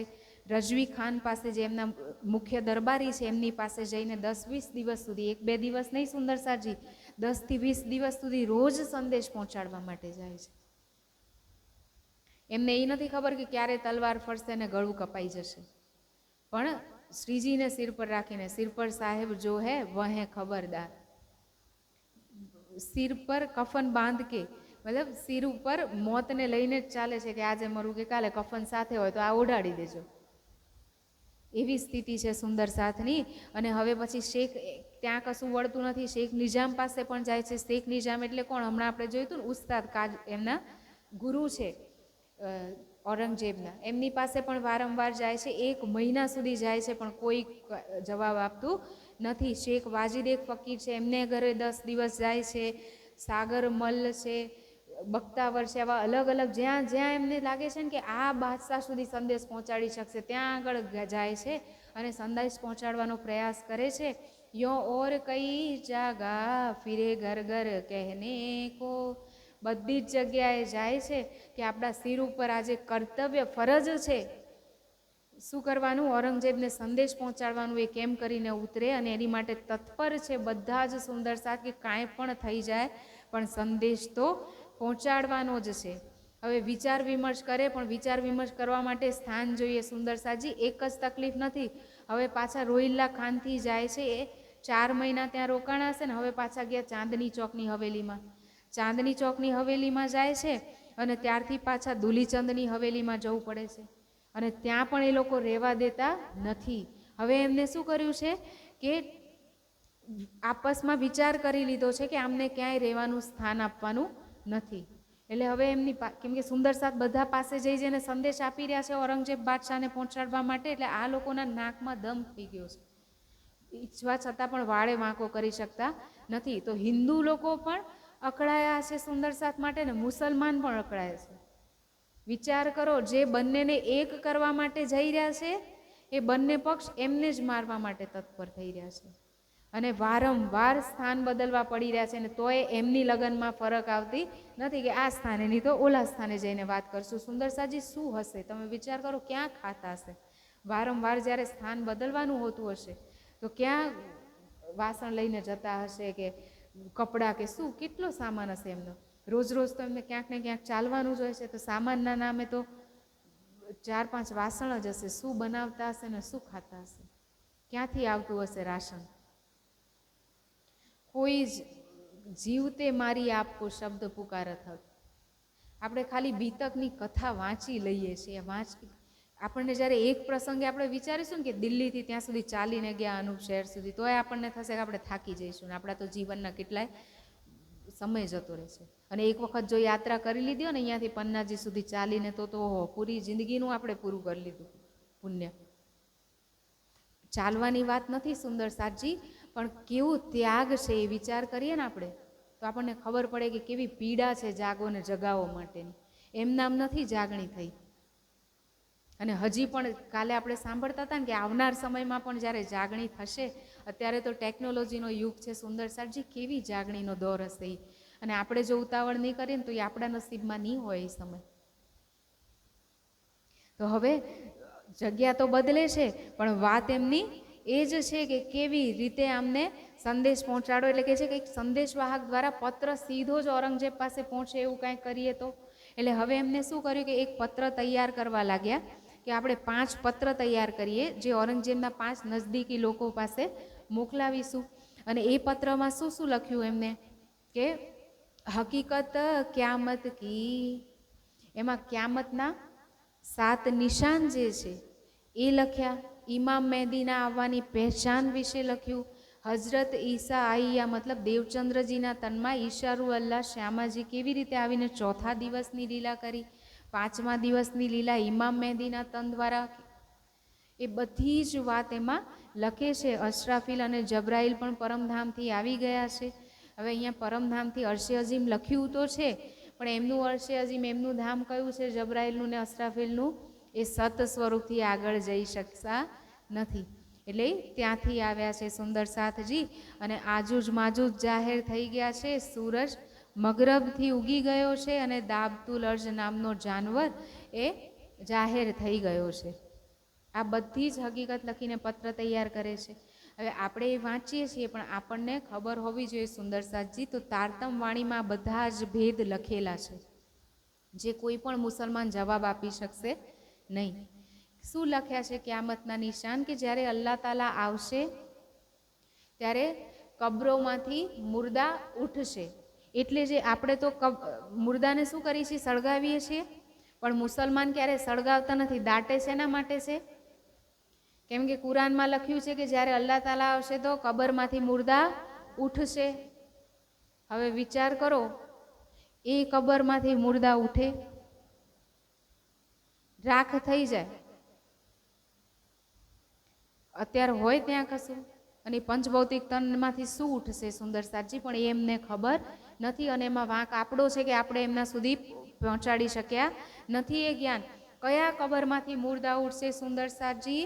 કે જ્યારે આખરુલ ઇમામ મોહમ્મદ મહેદી સાહિબુજ જમા આ સંસારમાં આવશે ત્યારે એમનું જ્ઞાન લઈને આવશે. એ જ્ઞાનને જ્યારે જીવનમાં ઉતારશે તો આ મુર્દાર જીવ છે ને, જે માયામાં જ લાગેલો છે, એ ઊભો થશે. એટલે તો વાણીમાં શું કીધું છે? જો પહેલે આપ મુર્દે હુએ સબ દુની કરી મુર્દાર, તો હક તરફ હુએ જીવતે ઉડ પહોંચે નૂર કે પાર. તો આ બધા જે મુર્દાર માયાને જ લાગેલા હતા એમાંથી એ જીવ ઊભો થઈ જશે જ્ઞાનથી, અને હવે એ કઈ તરફ ચાલશે? પરમાત્માની ભક્તિ તરફ. અને એને જ કહેવાય કે આ કબર રૂપી, આ શરીર રૂપી કબરમાં એ મળદું સૂતું તું જીવ, જે આને કબર શા માટે કીધી? કેમ કે જ્યારે જીવ સૂતો હોય અને માયાના જ ભોગવિલાસમાં અને એમાં જ શરીર ખતમ કરી નાખશે તો કબર જ છે આ, કેમ કે એને પુનર્જન્મ કરવા પડશે, લાખો યોનિઓમાં ભટકવું પડશે. તો એટલે એ શરીર, એનું શરીર કેવું કહેવાય? મુર્દાર જીવ જે સંસારની ઈચ્છાઓમાં લાગ્યો છે એના માટે એ શરીર કબ્ર જેવું છે. પણ જ્યારે જાગૃત થઈ જશે તો એ જ શરીર એના માટે સાધન બની જશે પરમાત્મા સાથે મિલનનું. તન દીપક મન જ્યોતિ કરું, એનું તન શું થઈ જશે? દીપક બનશે. તો એ મુસલમાન સમજી શકતા નથી. બીજું શું કહેવાયું હતું? કે મગરબથી સૂરજ ઉગશે. મગરબ કહેવાય પશ્ચિમને, મશરક કહેવાય પૂર્વને. હવે એમને શું થાય છે કે પશ્ચિમમાંથી સૂર્ય ઉગશે એટલે પશ્ચિમની તરફ મોઢું રાખીને નમાઝ પડે છે. શા માટે? કેમ કે કુરાનમાં લખાયું છે કે જ્યારે ઇમામ મહેદી આવશે ત્યારે શું થશે? સૂરજ જે છે એ પૂર્વમાંથી ના ઉગીને પશ્ચિમમાં ઉગશે. હવે વિચાર કરો, આ સૂર્ય ક્યારે પશ્ચિમમાંથી ઉગે? સુંદર સાજી, કયો સૂર્ય પશ્ચિમમાંથી ઉગશે? તો જો જ્ઞાનરૂપી સૂર્ય છે એ અત્યાર સુધી શું હતું? સૌથી પહેલા મોહમ્મદ સાહેબ ક્યાં લઈને આવ્યા? અરબની ધરતી પર ત્રીજા દિવસની લીલા ચાલતી હતી ત્યારે. તો એ કઈ દિશા થઈ ગઈ હતી? પૂર્વ, કેમ કે સૂરજ ત્યાં ઉગ્યો. અને હવે શું થયું છે? ચોથા પાંચમા દિવસમાં હવે જ્ઞાન ક્યાં આવ્યું? પરમધામ વિશેનું હિન્દુ તનમાં આવ્યું, હિન્દુસ્તાનમાં. તો હવે પશ્ચિમ દિશાથી સૂરજ ઉગ્યો કેવા છે?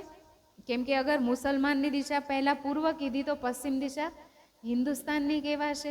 અને હવે અરબની ધરતીમાં ના આવતા અહીંયાથી સૂરજ ઉગ્યો છે, મતલબ હિન્દુસ્તાનમાંથી જ્ઞાન અવતરિત થયું છે હવે. અને એવું પણ કીધું છે કે જ્યારે પશ્ચિમથી સૂરજ ઉગશે ને તો એ તમારા માટે અંધકારવાળો હશે. તો એ વિચારતા નથી કદાચ આ પશ્ચિમથી ઉગી જાય અંધકારવાળો હોય તો જોશે કેવી રીતે? પણ અંધકારવાળો એટલામાં હશે કે હિન્દુના તનમાં આવશે તો અત્યારે જાય જ છે ને. હવે સુંદર સાથ બધે જઈને કહેશે તો એ સૂરજ જોવા તૈયાર ન થતા, આંખો બંધ કરી દેશે. એટલે કીધું હતું કે અંધકારવાળો હશે, કેમ કે એમને ઈમાન આવશે નહીં, એટલે એમના માટે અજવાળું નહીં થાય. આ લખ્યું જ છે પહેલેથી. અને બીજા નિશાન એમને કીધું કે દાબતુલ અર્જ નામનું જાનવર પ્રકટ થશે. હવે આ દાબતુલ અર્જ નામનું જાનવર પ્રકટ થશે એટલે શું? કે એ વખતે જે માણસો છે ને, ઇન્સાન, એ બધા જાનવર જેવા થઈ જશે. અને કેવું જાનવર હશે? મોઢું એનું ઇન્સાનનું હશે પણ આંખો એની સુવર જેવી હશે. સુવરની આંખો એટલે કાંઈ આ સુવરની આંખો નહીં લાગી જાય સુંદર સાજી. સુવરને શું કરો તમે? ગમે તેટલા સ્વાદિષ્ટ ભોજન આપો, એ શું કરે? ગંદકી તરફ જાય ને એની નજર. એવી જ રીતે ક્યામતના સમયમાં જ્યારે એ કાયમીનું જ્ઞાન આવશે ત્યારે શું થશે? વ્યક્તિ એવા થઈ ગયા હશે કે જે પરમાત્માની ભક્તિ તરફ એને મન નહીં લાગે. વિષય વાસનાઓની વાત થતી હશે ને ત્યાં ભીડની ભીડ એકત્રિત થશે. જ્યાં પિક્ચર આપણે જોયું ને કે જ્યાં કદાચ ધર્મચર્ચા થતી હોય ત્યાં કેટલી ભીડ દેખાય છે, પણ એનાથી વિશેષ જ્યાં ભજન ને બધા ગાવામાં આવતા હોય એ કથાઓમાં કેટલી ભીડ હોય. અને એનાથી પણ વિશેષ જ્યારે કોઈ ફિલ્મ સ્ટાર આવી જાય તો પગ મૂકવાની જગ્યા ના હોય. તો મતલબ શું છે કે દુનિયાની ભક્તિ કઈ તરફ જઈ રહી છે? તો એને કહેવાય સુવરની નજર.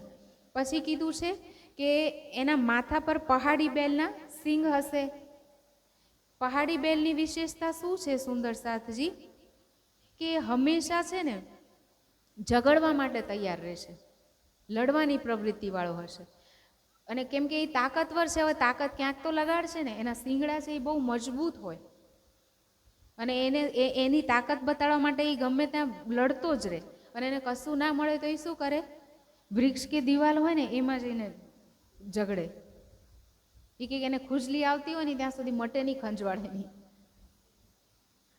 તો માણસે કેવો થઈ જશે? એને ખુજલી આવશે ઝઘડવાની.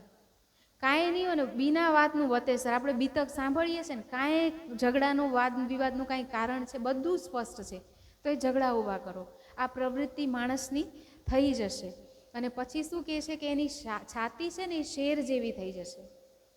શેર જેવી છાતી એટલે સિંહ કેવો હોય? પોતાના બાળકનું પેટ ભરવા માટે એ હરણના બચ્ચાને કે હિરણીને મારી નાખશે ને એ નથી ખબર કે મને મારું બાળક જેટલું વાલું છે તો આ પણ કોઈકનું બાળક છે જેને હું કાપી રહ્યો છું. પણ એના મનમાં એ કોમળતા હોતી નથી, કઠોર હૃદય છે એનું, બીજાને પીડા આપતા પણ એ અટકાશે નહીં, બસ મારું ભલું થવું જોઈએ, એ બીજાનું વિચારશે નહીં. હમણાં જ આપણે વાત કરીને ઓલા લગ્નમાં કેટલા ખર્ચા, એમાં કેટલું ભલું થઈ શક્યું હોત દુનિયાનું. જ્યારે સાચો જે ધર્મની રાહ પર ચાલવાવાળો હોય એ તો ક્યારે કહે છે કે પોતે જમવા બેસો ને પહેલાં આસપાસ જે ભૂખ્યા હોય ને એને આપો ચણ, કાં તો પશુ પક્ષીઓને આપો, અમુક ભાગ એમને પહેલાં એમની માટે કાઢો ને ત્યારે જમો. માણસ એને કહેવાય. અને આ આસુરી પ્રવૃત્તિ નહીં તો શું? એક તરફ તો બચારા ઓલા ધારાવી કે કોઈ ઝૂંપડીમાં કેટલા લોકોને ખાવા નથી મળતું, પશુઓથી પ્રાણીઓથી બી બદતર એમના ઘર ને નિવાસ છે, અને એક તરફ આવા ખર્ચા થઈ રહ્યા હોય. તો આને શું કહેવાય કે કઠોર હૃદય થઈ જશે. કેના જેવું? શેર જેવું. અને પછી કહે છે કે પીઠ છે ને એની ગીદડ જેવી થઈ જશે. પીઠ ગીદડ જેવી મતલબ કે ગીદડની પીઠ હોય ને એ કમજોર હોય, તૂટી જાય. એને થોડુંક પણ તમે લાઠી મારો ને, લાકડી મારો તો એ તૂટી જાય જલ્દીથી. એટલે ઇન્સાન પણ કેવો થઈ જશે કે કમજોર પીઠવાળો, એના પર બહુ વજન ના મુકાય ને. એવી રીતે જ્યારે પણ ધર્મની વાત આવશે ને ત્યારે એ કમજોર થઈ જશે. દાન કરવા માટે એ વધારે નહીં કરી શકે, એ કે અમે તૂટી જઈશું નહીં તો. પણ સંસારની તરફ એ સ્ટ્રોંગ હશે પૂરી તાકાતમાં, એના માટે તો ઉધાર લઈને કરીશું, ચિંતા ના કરો ભાઈ. પણ જ્યારે આત્મિક કે દાનની વાત આવે કે ધર્મની વાત આવશે ત્યારે એની પીઠ કેવી થઈ જશે? ગીદડ જેવી થઈ જશે. અને પછી કહે છે કે એની ગરદન છે ને, આ ગળું એ થશે મુર્ગા જેવું. મુર્ગાની ગરદન એટલે મુર્ગાની ગરદન છે ને એ અકડેલી જ રહે, બહુ જ મુશ્કેલથી ચણવા માટે ઝૂકે, એ ચણીને આમ સીધી ઊંચી કે ક્યાંય અકડ ઓછી ના થઈ જાય. એવી રીતે કિયામતના સમયે વ્યક્તિ કેવો થઈ જશે? અહંકારી. એ ઝૂકતો નથી ને જમવા માટે, આમ કરીને તરત ઊભો. એવી જ રીતે મનુષ્ય પણ શું કરશે? પોતાનાથી મોટા અને પોતાનાથી સન્માનવાળા પણ હશે ને એની સામે પણ એ ઝૂકવા માટે તૈયાર થશે નહીં, નમશે જ નહીં. અને પરમાત્મા સામે હવે તો આમ બહારથી જતા હોય ને રસ્તા ઉપર, તો ત્યાં મંદિરમાં પૂરું થઈ ગયું. એટલે આને શું કહેવાય? કેવો અહંકાર છે, જેને આપણને બનાયા, જે આપણને સમય આપી રહ્યો છે, જે આપણને શ્વાસ આપી રહ્યો છે, એના માટે જ આપણી પાસે સમય નથી. અને જ્યારે સમય હાથથી જતો રહેશે ને ત્યારે આપણે એની પાસે જઈએ છીએ. અને તો પણ એવો પ્રેમનો સાગર છે કે ઠુકરાવતો નથી. અને એને કાન કેવા થઈ જશે? હાથી જેવા. હાથી જેવા કાન એટલે હાથીને તમે ગમે તેટલા એના વખાણ કરો ને, સ્તુતિ કરો એ ના સંભળાય, પણ નિંદા કરો તો તરત ઊભા થઈ જાય. તો એવી જ રીતે અંતિમ સમય જ્યારે જ્ઞાન લઈને આવશે ઇમામ મહેંદી સાહેબ, ત્યારે વ્યક્તિ કેવા થઈ જશે? એના કાન જે છે એ હાથી જેવા. એ ખરાબ વસ્તુ છે ને તરત સાંભળવા માટે તત્પર. એને 100 સારી વસ્તુ સંભળાવીશું ને તો ખબર નહીં પડે, પણ ક્યાંક નામ બોલવામાં કે ક્યાંક ગડબડ થઈ હોય ને તો એ પકડશે કે જો આ આવું કર્યું. એને શું કહેવાય? હાથી જેવા કાન. કેમ કે પ્રવૃત્તિ જ બધી નકારાત્મક થઈ જશે. હવે મુસલમાનોને બચારાને ખબર જ નથી, એમને એમ થાય છે કે આ વ્યક્તિ જે છે ને એ જ આવા થઈ જશે. પણ વિચાર કરો, આવું ક્યારે પ્રકૃતિથી વિરુદ્ધનું કામ થાય? હિન્દુ અગર ગણપતિને શું કરે? આ મનુષ્યનું ગળું અને હાથીનું માથું લગાડે. હવે હાથીનું માથું કાપીને લઈ આવે તો મનુષ્યનું ના લગાડે, કેવી રીતે આ નળીઓ જોઈન થાય? તો એ ના સમજવાના કારણે બધા ભ્રમમાં છે. અને એવી જ રીતે મુસલમાનો પણ ભૂલ્યા છે, એ પણ જાહેરી અર્થ જ લે છે. જેવી રીતે હિન્દુ એમના ધર્મગ્રંથોનું આલંકારિક વર્ણન ના સમજતા જાહેરી અર્થ લે છે, એવી જ રીતે મુસલમાનો પણ આ ક્યામતના નિશાનને ના સમજતા જાહેરી અર્થ લે છે. અને એટલે જે ભટકેલા છે સુંદર સાથજી, તો આ બધા જ જે કાંઈ પણ ક્યામતના નિશાન છે એ લખીને સુંદર સાથે પત્ર તૈયાર કર્યા. અને કોને હવે એમાં પૂરી હકીકત લખીને હવે મોકલવા માટે તૈયાર થયા છે કે કાનજીભાઈને આપણે, અને જે કાંઈ પણ વાત કરીએ કુરાન અને હદીસની સાક્ષીથી, મતલબ એમના ધર્મગ્રંથોની સાક્ષીથી લખીને મોકલે છે, એમનામ નથી મોકલતા. અને કાનજી કો કાસિદ કર, હવે કાનજીભાઈને પત્રવાહક, સંદેશવાહક બનાવ્યા છે. અને કાનજીભાઈ સુંદર સાથજી કેટલી વાર નામ આવશે, એમના ચરણોની ધૂલી પણ મળી જાય ને કદાચ આપણને કેવા સુંદર સાથ છે. અને મુસલમાનોને સંદેશ આપવા માટે પણ એ ડરશે નહીં. 5 પત્ર તૈયાર કરવામાં આવે છે અને મોકલવામાં આવે છે, અને કાનજીભાઈ તૈયાર છે અને ખુશ થઈને જાય છે. ડરતા ડરતા નહીં, પૂર્ણ વિશ્વાસ સાથે અને ખુશ થઈને નીકળે છે ત્યાંથી. અને હુકમ સિર ચડાવીને અને જતા જતા શું કરે છે સુંદર સાથજી? ત્યાં જઈને સૌથી પહેલો પત્ર આપે છે કાજી શેખ ઇસ્લામને. કાજી કોને કહેવાય? ન્યાયાધીશ હોય ને, એવી રીતે જે મુસલમાનોનો ન્યાય કરે ને એને કહેવાય કાજી. તો સૌથી પહેલાં એ જાય છે કાજી શેખ ઇસ્લામ પાસે અને પત્ર આપે છે. તો કાજી શેખ ઇસ્લામને શું કહે છે કે તમે કોણ? આવી રીતે ઇમામ મહેંદીના આવવાનો અને ક્યામતની વાત કરે એટલે મુસલમાનો માટે તો ક્યામત ખબર છે ને કેવી છે, કે ક્યામત એટલે તો એમાં એવું એ કહેવાય. હા, ક્યામતમાં બીજી એક એ પણ નિશાની છે કે એ વખતે આકાશમાંથી ઈંટો, મિશ્રીની ઈંટો ગીરશે, પડશે, અને એને જે ચૂસશે ને એ અરશે અઝીમ પહોંચી જશે. હવે વિચાર કરો, ઉપરથી કરા પડે ને કોઈક વખત તો એ વાગે તો ઈંટો પડશે તો કયા માથા ટકશે? ઈંટોનો વરસાદ થાય તો કોણ જીવતું રહે એને ચૂસવા માટે? એટલે કઈ ઈંટો રૂપી વરસાદ થશે કે એ ઈંટો કેવી હશે? એ છે ને કે નાતું એસી દારૂ લ્યાયરું અલ્લાહ જાસો મુર્દા જીવતા હોય. વાણી રૂપી તારતમ જ્ઞાન રૂપી ઈંટો પડશે માથા પર, કે જેનાથી એવી રીતે ઈંટો પડે ને માથું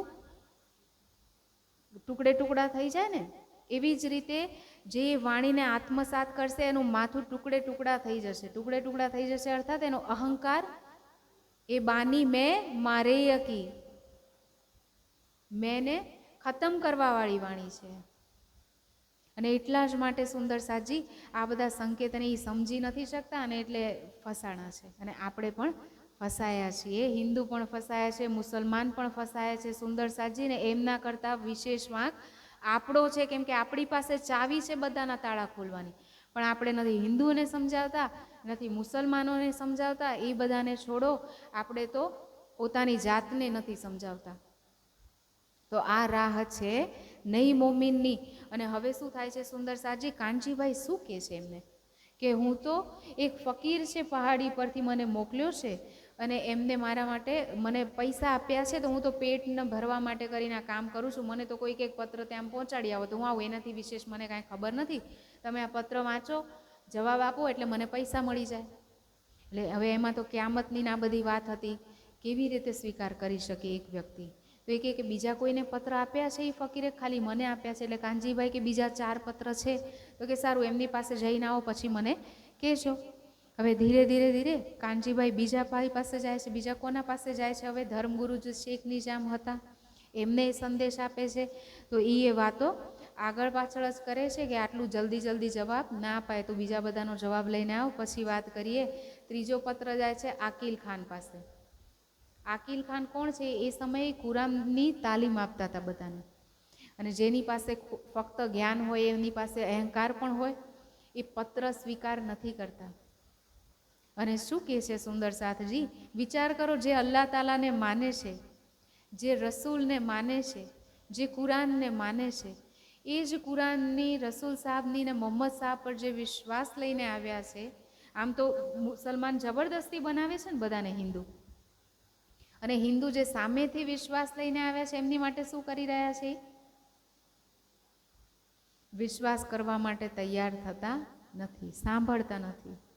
અને હવે એમને સ્વીકાર કરવાનું ના પાડી દીધું કે આમાં મારું નામ ક્યાં લખ્યું છે, પાછો લઈ જા. એટલે જ કીધું છે કે અંધારું હશે એમના માટે. સૂરજ તો ઉગશે પણ મુસલમાનો માટે અંધારું હશે. અને હવે ચોથો પત્ર લઈને જાય છે એ રિઝવી ખાન પાસે. રિઝવી ખાન છે દરબારી, જેમની પાસે પહેલાં પણ ગયા હતા. એમને પત્ર આપે છે તો એ એવી જ વાત કરે છે કે બીજા બધાના જવાબ લઈને આવ પછી હું જવાબ આપું. અને ત્યાર પછી સિદ્દી ફોલાદ પાસે જાય છે. સિદ્દી ફોલાદ કોણ છે? પોલીસ અધિકારી છે ત્યાંના. હવે એ કહે કે આ તો બધું પરમાત્મા અલ્લાહ તાલાની વાત છે, મારો તો તળ ને ફળ કાંઈક હોય તો હું કરી શકું, આનો અધિકાર મને નથી, આ તો સુલતાન કરી શકે. તો કાનજીભાઈ કહે છે કે જ્યારે સુલતાન કરી શકે તો તમે સુલતાનને જ કહી દો ને, ઔરંગઝેબ સુધી સંદેશ પહોંચાડી દો તમે, અને એને જે કરવું હશે એ કરી લેશે. ત્યારે સિદ્દીક ફોલાદ કહે છે કે ભાઈ, ઔરંગઝેબ બાદશાહને આ બધા સંદેશ આપવા ને ગળું કપાઈ જાય.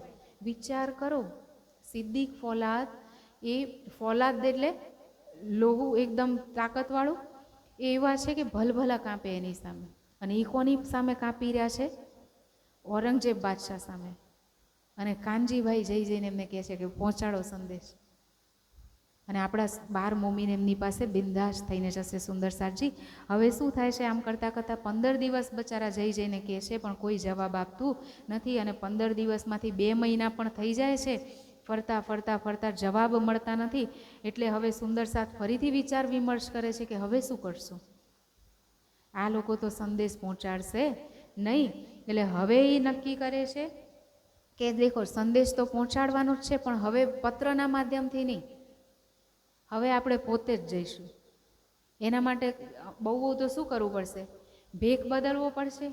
હિન્દુ વેશવાળાને નથી મળતા તો મુસલમાનનો ફકીરનો વેશ ધારણ કરી લઈશું. અને ક્યારેક કદાચ એ આપણને મારી પણ નાખશે તો હમે મરને કા નહીં ડર, તો મરવાનો ડર છે નહીં. શા માટે? હમ જાગે અપને ધામ મેં, હમકો નહીં ફિકર. અગર અહીંયા મરીશું તો પરમધામમાં જાગીશું. સ્વપ્નું ખતમ થઈ જશે, એમાં શું વાંધો છે? એવું દૃઢ ઈમાન છે સુંદર સાજી. આપણામાંથી કોણ એવું છે જે ગળું કપાવવા માટે તૈયાર હોય? આપણે તો આટલી જીવાનો સ્વાદ છોડવા માટે પણ તૈયાર નથી. અને હવે શું થાય છે સુંદર સાથજી? આગળ પણ વિચારે છે કે રાજ્ય આપણા સિર ઉપર છે. એમને તો આ જાગણીનું ઉત્તરદાયિત્વ આપણને શ્રીજીના માધ્યમથી સોંપ્યું છે. અને જેના માથા પર રાજ્ય સાક્ષાત હોય, હક બુરા ન કરે મોમીન, કે આપણું ખોટું થવા દેશે નહીં. અને એટલે જ, અને હજી બીજું પણ આગળ કેવા વિચાર વિમર્શ કરે છે. આપણે ભેગા મળ્યા હોય શું વિચાર વિમર્શ કરતા હોઈએ છીએ. અને આ સુંદર સાચ છે, જ્યારે પણ વિચાર કરશે ત્યારે જાગણીની વાતનો વિચાર કરશે. કેવી વાતો હોય મોમીનની, એ બીતક આપણને સમજાવે છે. અને હવે શું કહે છે કે અને છે પણ એની અંદર શાકુમારની આત્મા. તો થે એકઠે વતન મેં, આપણે એકઠા જ છીએ વતનમાં, પરમધામમાં. તો વધારે આપણા પર જોરા કરી શકશે નહીં, કેમ કે અંદર એની આત્મા બેઠી છે, આપણી સખી તો છે. તો આપણો એ વાળમાં કોઈ કરશે નહીં. અને આવો વિચાર કરીને એમને દિલમાં દૃઢ કરી લીધું કે હવે કાંઈ પણ થાય, સંદેશ તો પહોંચાડવો જ છે. અને સંદેશની વાત કરતાં કરતાં ત્યાં નંદલાલ ઘડિયાળજી, જેમને શ્રીજી પાસેથી તારતમ લીધો હતો અને ત્યાં દિલ્હીના જ હતા, એમને કીધું કે તમે પત્ર તૈયાર કરીને આપો અને હું શું કરીશ. ઘડિયાળજી એટલે એ જે મસ્જિદ હોય ને, એમાં ઓલું ઘંટ વગાડવાનું કામ કરે. તો એ તો પૂરી રાતે ઘંટા વગાડતા જ હોય, એટલે રાતનું એનું કામ હતું. એટલે સુંદર સાથે એમને કીધું, ગુસલખાન એટલે બાથરૂમ જે છે એની પર જઈને આ પત્ર લગાડી દે છે. કીવાડ હોય ને એની ઉપર એવી રીતે લગાડવાનો કે કીવાડ ખુલે તો એ પત્ર ફાટી જાય. અને એ પત્રમાં બધું જ ક્યામતના નિશાન, ઇમામ મહેદીના નિશાન, અને એવું પણ કહી દીધું હતું કે જે પણ મુસલમાન આ પત્રને વાંચ્યા વગર જાય એની નમાજ સ્વીકાર થશે નહીં, અને એના પર પરમાત્માની લાનત લાગશે. અને મુસલમાન જેવા ડરપોક પ્રાણી બીજા કોઈ હોતા નથી. હિન્દુ પણ ઓછા નથી. હિન્દુ પણ જે કર્મકાંડમાં લાગ્યા હોય એ એવા જ છે સુંદર સાથજી. તો હવે શું થાય છે, એમને કહી દીધું કે અમે તો અમારી ગરજ ઉતારીએ છીએ અને ઇમામ મહેદીના આવવાની ફરજ કહી રહ્યા છીએ, પણ જો તમે આને વાંચ્યા વગર ગયા તો તમારી ઉપર લાનત લાગશે, ફિટકાર લાગશે ખુદા તાલાની. એટલે બધા વાંચીને ત્યાં ઊભા રહી જાય. રાતે લગાડી દીધું. નંદલાલ ઘડિયાળજીએ ખુશ થઈને લગાડે છે, ડરતા નહીં. અને હવે લગાડતા તો લગાડ્યું હોય. બધા સવારે તો 5 વાગ્યાથી 9 વાગ્યા સુધી તો પૂરા દિલ્હી દરબારમાં વાત થવા લાગી, રૂકાની. એટલે વાત પહોંચતી હવે પહેલી વાર ઔરંગઝેબ બાદશાહના કાને વાત પહોંચી છે સુંદર સાચી.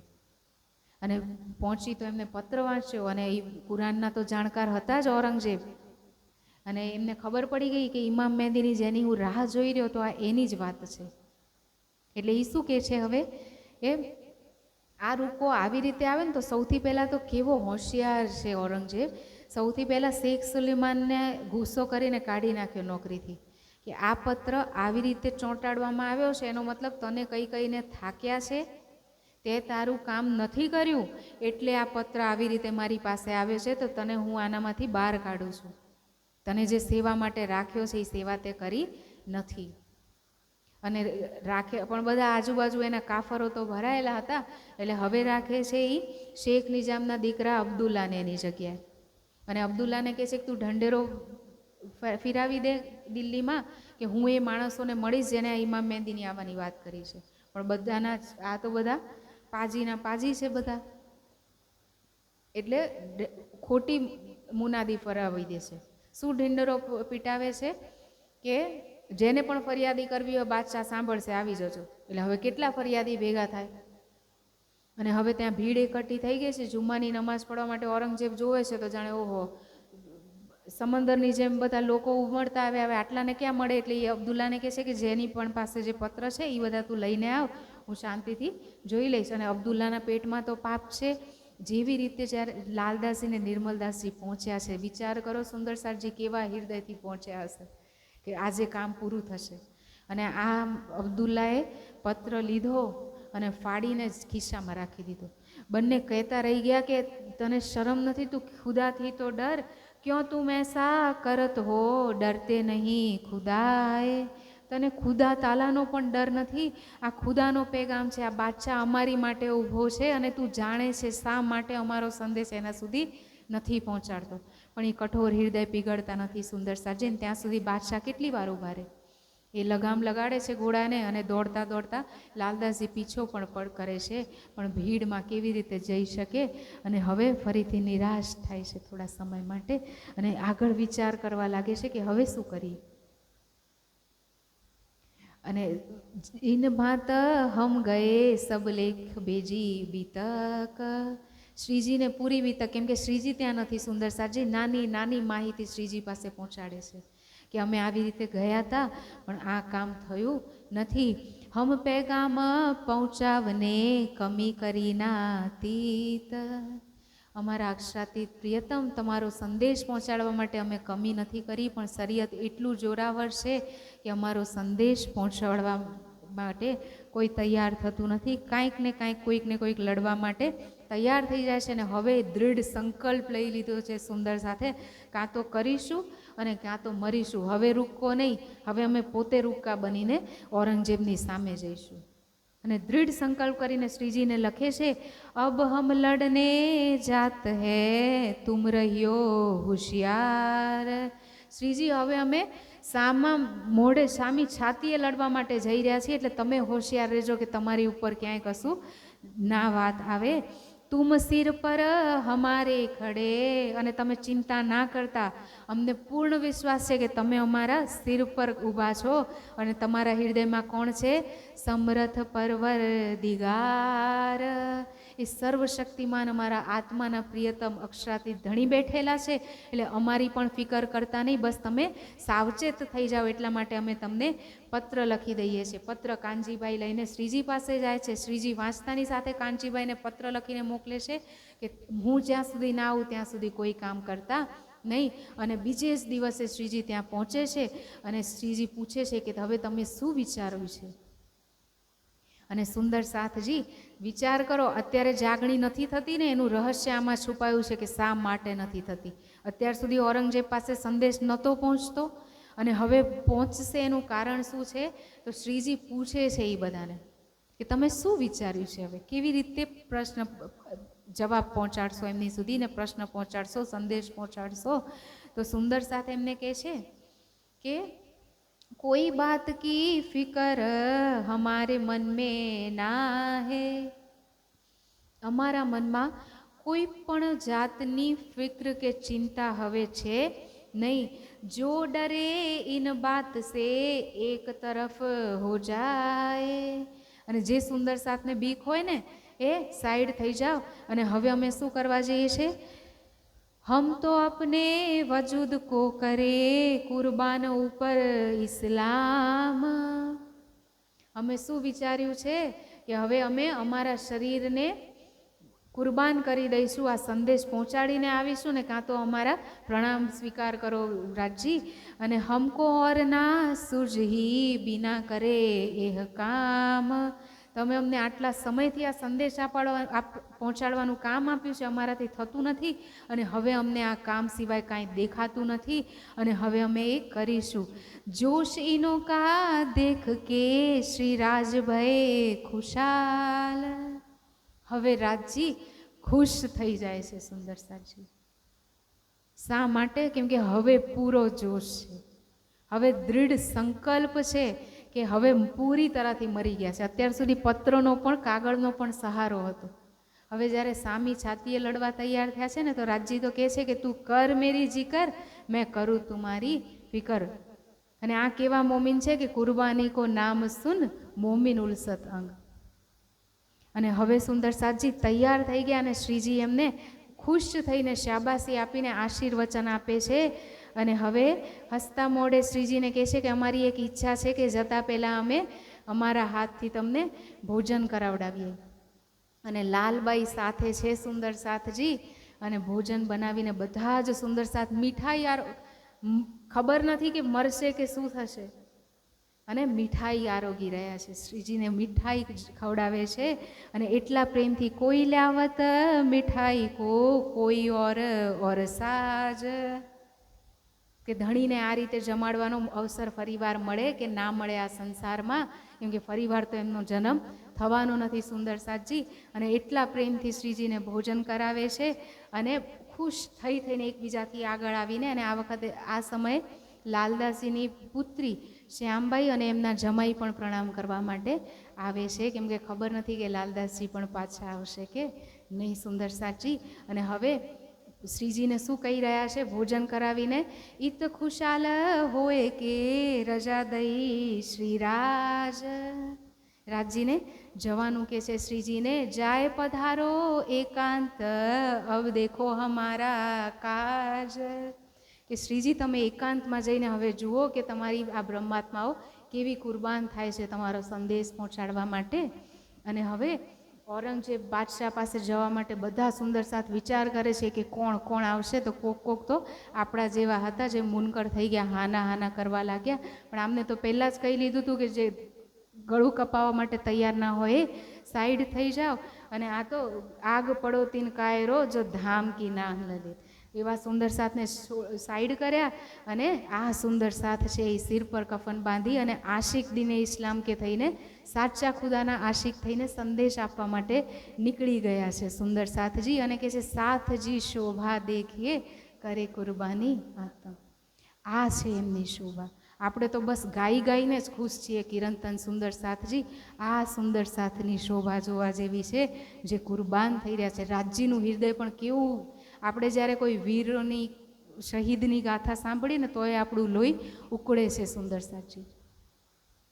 ચંદ્રશેખર આઝાદને કહેવામાં આવ્યું હતું કે તને આ ફાંસીની સજાથી બચાવી લેવાને બધા પ્રબંધ થઈ ગયા હતા અને ભાગી પણ શક્યા હોત, પણ એમને કીધું ના, કદાચ હું બચીશ ને તો મારે શું કરવું છે, જાનની આહુતિ આપીને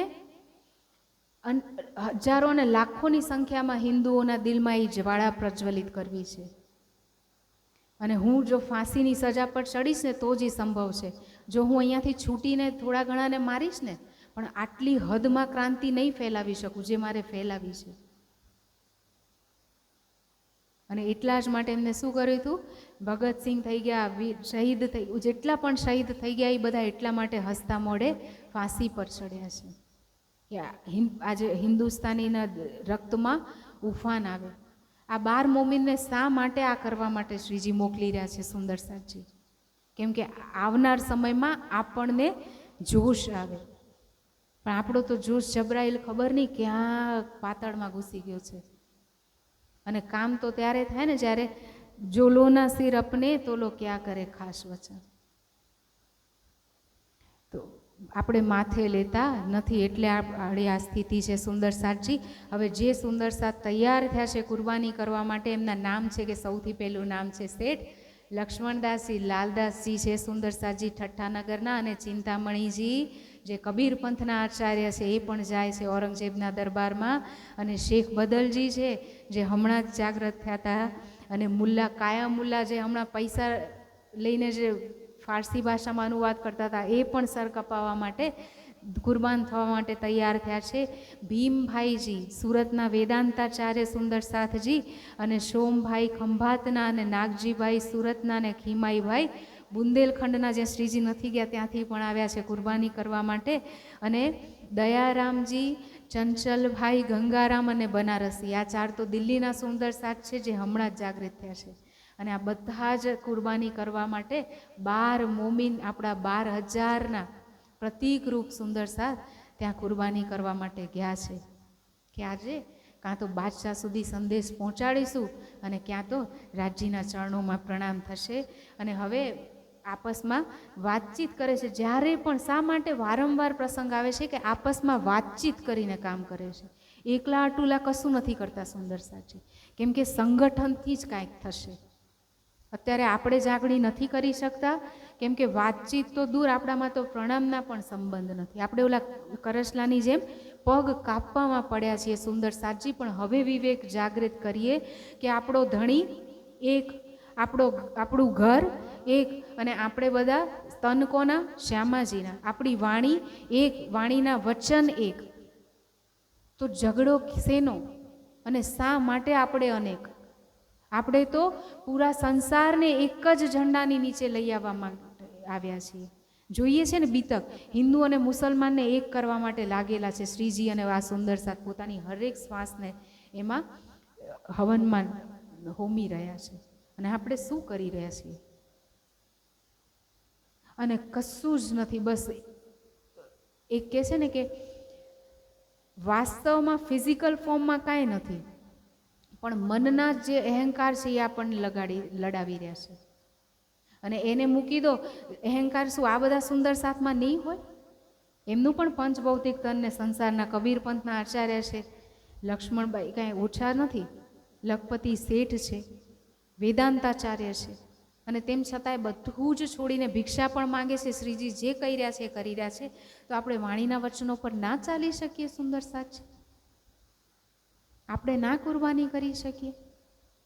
અને આપણે એક થઈને પ્રેમથી પ્યાર કરે માહો માહે વાસ્તે પ્યાર કસમ. આપણે તો પ્રેમની રાહ દેખાડવા માટે સંસારને આવ્યા છીએ. અને આપણે શું કરી રહ્યા છે સુંદર સાથજી? તો હવે આ સુંદર સાથ બધા આપસમાં વિચાર વિમર્શ કરી અને સનંદ જોશમાં ગાવા લાગી ગયા છે. મસ્જિદ પર ગયા અને બધા જ એક સાથે એક સ્વરમાં સનંદ ગાવા લાગ્યા. અને એટલા સાચા હૃદયથી ગાઈ રહ્યા છે. સનંદ પહેલી વાર નથી ગાઈ રહ્યા સુંદર સાજી. પહેલાં આપણે સાંભળ્યું છે એક બદલજી ગયા, ક્યારેક કાંઈ ગયા, રોજે રોજ ગાતા હતા. અને હવે પૂરા જોશ સાથે, હવે બિલકુલ માયાનો પડદો નથી. તો હવે કોણ ઊભું થઈને ગયું છે? સાક્ષાત રાજજીનો જોશ એ તનમાં બેસી અને હવે એ જોશથી જ્યારે વાણી ગાઈ રહ્યા છે સુંદર સાથજી, તો તરત જ ઉપરથી કોણ ઉતરીને આવી જાય છે? નામ સુનત ઈમામ કા બહુત હુઆ ખુશાલ. ત્યાંનો જે ઈમામ છે મસ્જિદનો, એ તરત જ ઈમામ મહેંદીની વાત સાંભળીને નીચે આવે છે. અને નીચે આવીને શું કહે છે સુંદર સાજી? એ આ 12 મોમીનોના ચહેરા જોવે છે ચમકતા જોશથી ને આ વાણી ગાતા. ને ઈમામ મહેંદીના આદમી હવે એ કયા વેશમાં છે? ફકીરી વેશમાં છે. અને એમને જોઈ અને રહેમત રહેમત કરકે ખુદાને કહે છે કે તારી કૃપા છે કે આ દિનના સિતારા, મતલબ આપણા માટે તો સિતારા પિક્ચરના જ હોય છે, બધા ફિલ્મ સ્ટાર કહીએ ને આપણે, પણ વાસ્તવિક સિતારા છે, દીને ઇસ્લામના સિતારા છે, તારલાઓ છે. આ જે ઈમામ મહેદીના છે, જેના વિશે ભવિષ્યવાણી કરાઈ હતી, આજે મારા સામે છે. અને ખુદા તાલા એમને મળાવવા માટે તારા રહેમ, તારું શુકરગુજાર, તારી કૃપા. પેલા પરમાત્માને કૃપા માને છે અને એ પછી આમને કહે છે કે મેં જાઉં સુલ્તાન પે લેકે અપને સાથ. હું તમને લઈને સુલતાન સાથે જઈશ અને લે ચલા પકડ કે હાથ. એ જ પલે સુંદર સાથજી હાથ પકડીને ઔરંગઝેબ બાદશાહની સામે જઈને ઊભા કરી દે છે. ઉપર જાય છે, ઔરંગઝેબ બાદશાહને કહે છે કે ઈમામ મહેંદીનો સંદેશ લઈને એના આદમી આવ્યા છે, નીચે આવ. અને ઔરંગઝેબ બાદશાહ તરત જ ઊભા થઈ લાઠીના સહારે, ઉંમર વધારે છે સુંદર સાથજી, લાકડીના સહારે આવીને ઊભા છે ચબૂતરા પર અને સામે સુંદર સાથ છે. અને પહેલી વાર સુંદર સાથ હવે આમને સામને છે ઔરંગઝેબના, અને ડરતા નથી. આપણે પહેલાં જોયું સિદ્દીક ફૌલાદ આતે આ લોકો દરબારીઓ સંદેશ પહોંચાડવા માટે પણ તૈયાર નથી, અને આ મુસલમાન ના હોવા છતાં પણ મુસલમાનોના સ્થાન પર આ સુંદર સાથ વાસ્તવિક મુસલમાન બનીને ઊભા છે, અટલ ઈમાનવાળા મુસલમાન. અને આ બધાને ચુનૌતી આપી રહ્યા છે. અને બાદશાહે ઈશારાથી પૂછ્યું, દૂર ઊભા છે તો ઈશારાથી ચબૂતરા પરથી બાદશાહ એમને પૂછે છે ત્યારે કે તમે શા માટે આવ્યા છો? તો સૌથી પહેલા શબ્દો જે સુંદર સાથના મોઢામાંથી નીકળે છે એ શું છે સુંદર સાથજી? લા ઇલાહ ઇલ્લલ્લાહ મોહમ્મદ રસૂલ અલ્લાહ. અને અમે એ મોહમ્મદ સાહેબના જે રસૂલ છે, એમને જે રસૂલ બનીને જે આવ્યા હતા પરમાત્માના ખુદા તાલાના, અને એમને જે ઇમામ મહેદીને ની વાત કરી છે આવવાની, એ જ અમે છીએ, એના જ આદમીએ છીએ અમે. અને જ્યારે એમને કીધું કે શાના માટે આવ્યા છો, ત્યારે સુંદર સાથ એમને કહે છે કે તમારી સાથે રૂબરૂ વાત કરવા માટે, અને એક જ ઈચ્છા છે કે જ્યારે તમારી સાથે વાત કરીએ ત્યારે કોઈ બીજું આવે નહીં. અને ત્યારે એ કહે છે, બાદશાહ કહે છે કે બીજું કાંઈ તમારી ઈચ્છા? તો કે તમે અમારી કઈ ઈચ્છા પૂરી કરશો? હમને નાહી મુર્દાર કા મતલબ. તું આ જૂઠી દુનિયાનો બાદશાહ છે, અને અમને આ બાદશાહતનું કાંઈ જોઈતું નથી. આને તો અમે મુર્દાર કરીને પહેલાં જ છોડી દીધી છે. અમારી પાસે એ બાદશાહનું જ્ઞાન છે, અને અમે તો એના ઇન્સાન છીએ. તો એમની સામે તો ઔરંગઝેબ બાદશાહ ફકીર છે વાસ્તવમાં જોવા જાવ તો. એટલે કે છે અમને કાંઈ જોતું નથી, બસ તું અમારી સામે બેસ, અને ઇમામની જે વાત છે ઇમામ મહેદી સાહેબની, એ અમારા સાથે સાંભળ. અને હમ ચોડા રૂક્કા સુનાયા કાના, એ પણ કહે છે કે રૂક્કો જેને લગાડ્યો હતો ને પહેલાં તો ગુસલખાના પર, એ પણ અમે જ લગાડ્યો હતો. અને 5 પત્ર પણ આ 5 દરબારીઓ પાસે જઈને અમે આપ્યા છે, અને આ બધું જ અમે તારા પાસે પહોંચવા માટે કર્યું છે. બાદશાહની સામે ઊભા રહી અને બિલકુલ ડર્યા વગર જોશથી અને આમ પણ ઉત્સાહથી, કેમ કે બાદશાહ દૂર છે, એને સંભળાય એવી રીતે ઊંચા અવાજથી પુકારી રહ્યા છે. ને બાજુમાં શેખ સલેમાને બધા કાપી રહ્યા છે કે ક્યાંક અમારા નામ મોઢાથી ના નીકળી જાય. અને આ છે સત્યની તાકાત. કે છે ને પ્રેમ સેના હે અતિ બડી, જબ મૂલ આઉદ લે ચડી, સો રહે ના કાહું કી પકડી, યા સો સકે ના કોઈ લડી. દુનિયાની કોઈ તાકાત એની સામે નહીં લડી શકે, પણ પ્રેમની તાકાત ક્યારે આવશે સુંદર સાચી? જ્યારે સંસારની તરફથી શૂન્ય હોઈશું. અને હવે આ સુંદર સાથે એ કર્યું, અને એ જ પ્રેમની તાકાતથી ત્યારે જ પહોંચી ગયા છે. અને હવે સુલતાન તો વાત કરવા માટે તૈયાર છે, પણ આજુબાજુવાળા જે છે ને હવે એના કાનને ભંભેરે છે. અને શું કહે છે સુલતાનને કે આવી રીતે રૂબરૂ વાત ના કરવા દઈએ સુલતાન. શું ખબર કે કોઈ દજ્જાલ, કોઈ શત્રુની ચાલ હોય, તમને મારવા માટે મોકલ્યા હોય. અને આ તમને 12 તન દેખાય છે ને, એમાંથી 2 જ મુસલમાન છે, બાકી તો 10 હિન્દુ છે. અને તમારી પાસે આવું તો ભેષ, પહેલાં એ લોકોએ જ કીધું હતું કે ભેષ બદલીને જવું પડશે. અને હવે કહી રહ્યા છે બાદશાહની સામે કે આવું તું ને જો સત્ય આદમી હોત તો ભેષ બદલીને તમારી પાસે શા માટે આવ્યા, અને એકાંતમાં ચર્ચા કહેવાનું શા માટે કહે છે? અને બાદશાહને આવી રીતે કીધું કે અને તમારે વાત જ કરવી હોય તો અમે તમારા ગુલામ છે, તમે આદેશ કરો ને અમે વાત કરીશું, જે સાચું લાગશે તો તમને હવાલે કરીશું, પણ તમે રૂબરૂમાં જાઓ નહીં. અને એ ઔરંગઝેબની અંદર બીજ તો છે જ, સત્તાના મદમાં તો એને બધાને મરાવડાવ્યા છે, પોતાના પિતાને, ભાઈને. અને જે બીજાને મરાવતા હોય ને એ મોતથી ડરતા હોય સુંદર સાજી. તો એને થાય છે કે સાચે ક્યાંક ઊંધું ના થઈ જાય. તો દિલમાં તો છે જ કે ઇમામ મહેદીના આદમી છે ને મારે વાત સાંભળવી છે. એટલે હવે એ શું કરે છે, સિદ્દીક ફૌલાદ ત્યાં ઊભા છે, એને એ તો પોલીસ અધિકારી છે, એટલે કાંઈ પણ છાનબીન કરવાની હોય તો એ જ કરે. એટલે સિદ્દીક ફૌલાદને બહુ જ પ્રેમથી ઔરંગઝેબ બાદશાહ કહે છે કે આ મોમીનને હું તારા હવાલે કરું છું, તું એમને પ્રેમથી રાખજે, એમને કોઈ કષ્ટ ના થાય, અને રૂબરૂ એમની સાથે વાત કરી અને પછી મને કહેજે કે આ જે કહી રહ્યા છે એ દાવો સાચો છે કે કેમ. અને કોઈ હિન્દુના શત્રુ તો નથી ને મોકલેલા, એટલે તું એની છાનબીન કરી લે. હવે છાનબીન કરવાની તો વાત છે, અને એને સામેથી ઔરંગઝેબ બાદશાહે એ પણ કહી દીધું કે ઈનો કોની કે રાખ્યો ખાને પીને કી ખિજમત, ખાવા પીવા માટે એને સેવા આરામથી કરજો.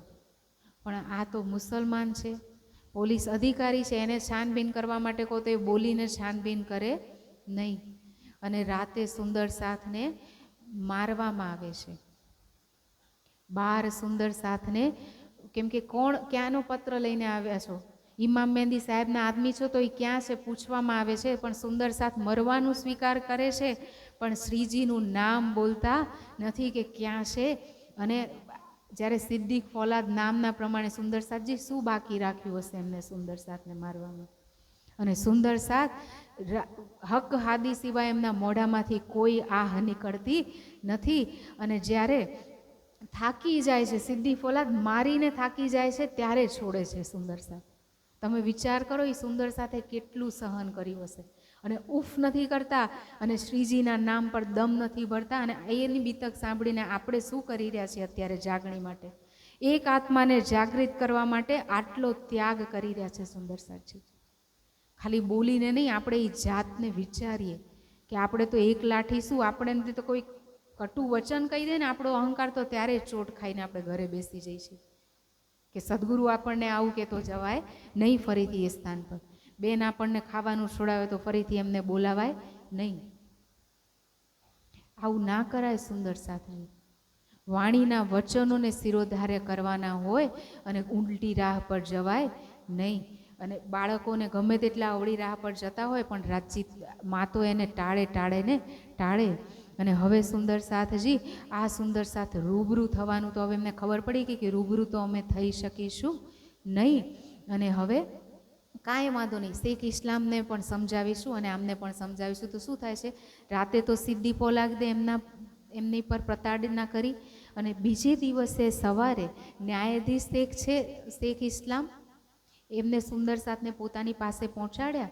અને સિદ્દીક ફૌલાદે કહી દીધું કે આમને જેટલું મેં માર્યું છે ને એટલું જો બીજું કોઈ વ્યક્તિ હોત ને તો બોલી નાખ્યા હોત, પણ આ સાચે ઇમામ મહેંદીના આદમી છે અને હું મારતા મારતા ડગાઈ ગયો પણ એ ડગ્યા નથી. અને ત્યારે શેખ ઇસ્લામ એમને બોલાવે છે અને રૂબરૂમાં એમની સાથે વાત કરે છે. અને એમને કહે છે કે તારે સુલતાન સાથે શું કરવા વાત કરી છે, તું અમારી સાથે વાત ના કરે તમે લોકો. અને ત્યારે લાલદાસજી એમને કહે છે કે તમારી બધી વાત સ્વીકારશે, સુલતાન સાથે તમે ઈચ્છો છો ને અમે વાત ના કરીએ તો નહીં કરીએ, પણ તમે અમને પહેલાં એ જવાબ આપો કે કુરાનમાં કે મોહમ્મદ સાહેબે એવું ક્યાં કીધું છે કે જે દીને ઇસ્લામ પર વિશ્વાસ લઈને આવે એને તમે આવી રીતે મારજો. અને નિશાન બતાડે છે શરીર પર જે એમના પડેલા હતા.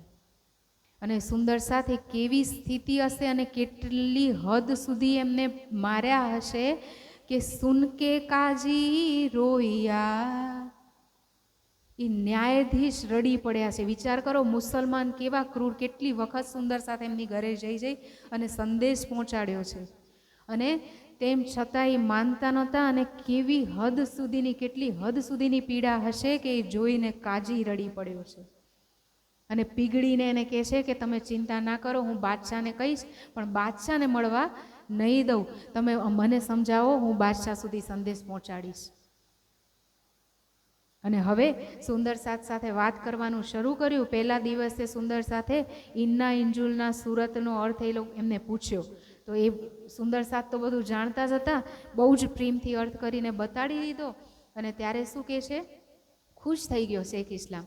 અને હવે કેમ કે પોતાના રીતે એ સ્વીકાર ના કરી શકે, ન્યાયાધીશ છે તો એને શું કર્યું, હવે ઔરંગઝેબ બાદશાહને કીધું કે તબ ઉનને સુલતાન સો કરાઈએ અરજ.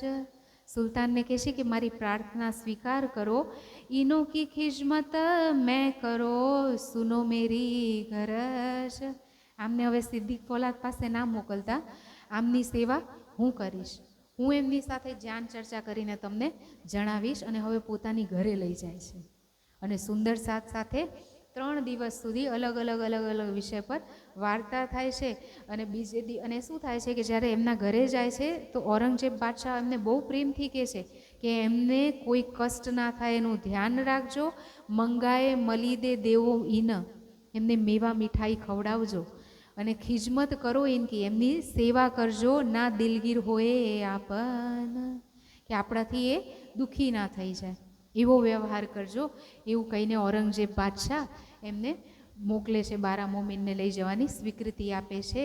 અને હવે બીજા દિવસ કાજી એમને બોલાવે છે ને એમના ઘરે ચોકી પણ બિઠાવે છે ઔરંગઝેબ બાદશાહ, કે કોઈ એમને મારે નહીં કે કોઈ નુકસાન ના કરે. ને ચોકી બિઠાવી એટલે હવે લોકોને શું થયું, આમાં તો હિન્દુ છે ને, જેવી રીતે દયારામભાઈ ચંચળ ગંગારામ અને બનારસજી એ તો દિલ્હીના જ છે, તો એમના ઘરવાળા તો ત્યાં છે. હવે એમનામાં ખળબળ મચી ગઈ કે હવે બાદશાહ કાંઈક કરશે અને આ ચોકી બેઠાવી છે, આ લોકો આપણું નામ દેશે તો આપણે પણ.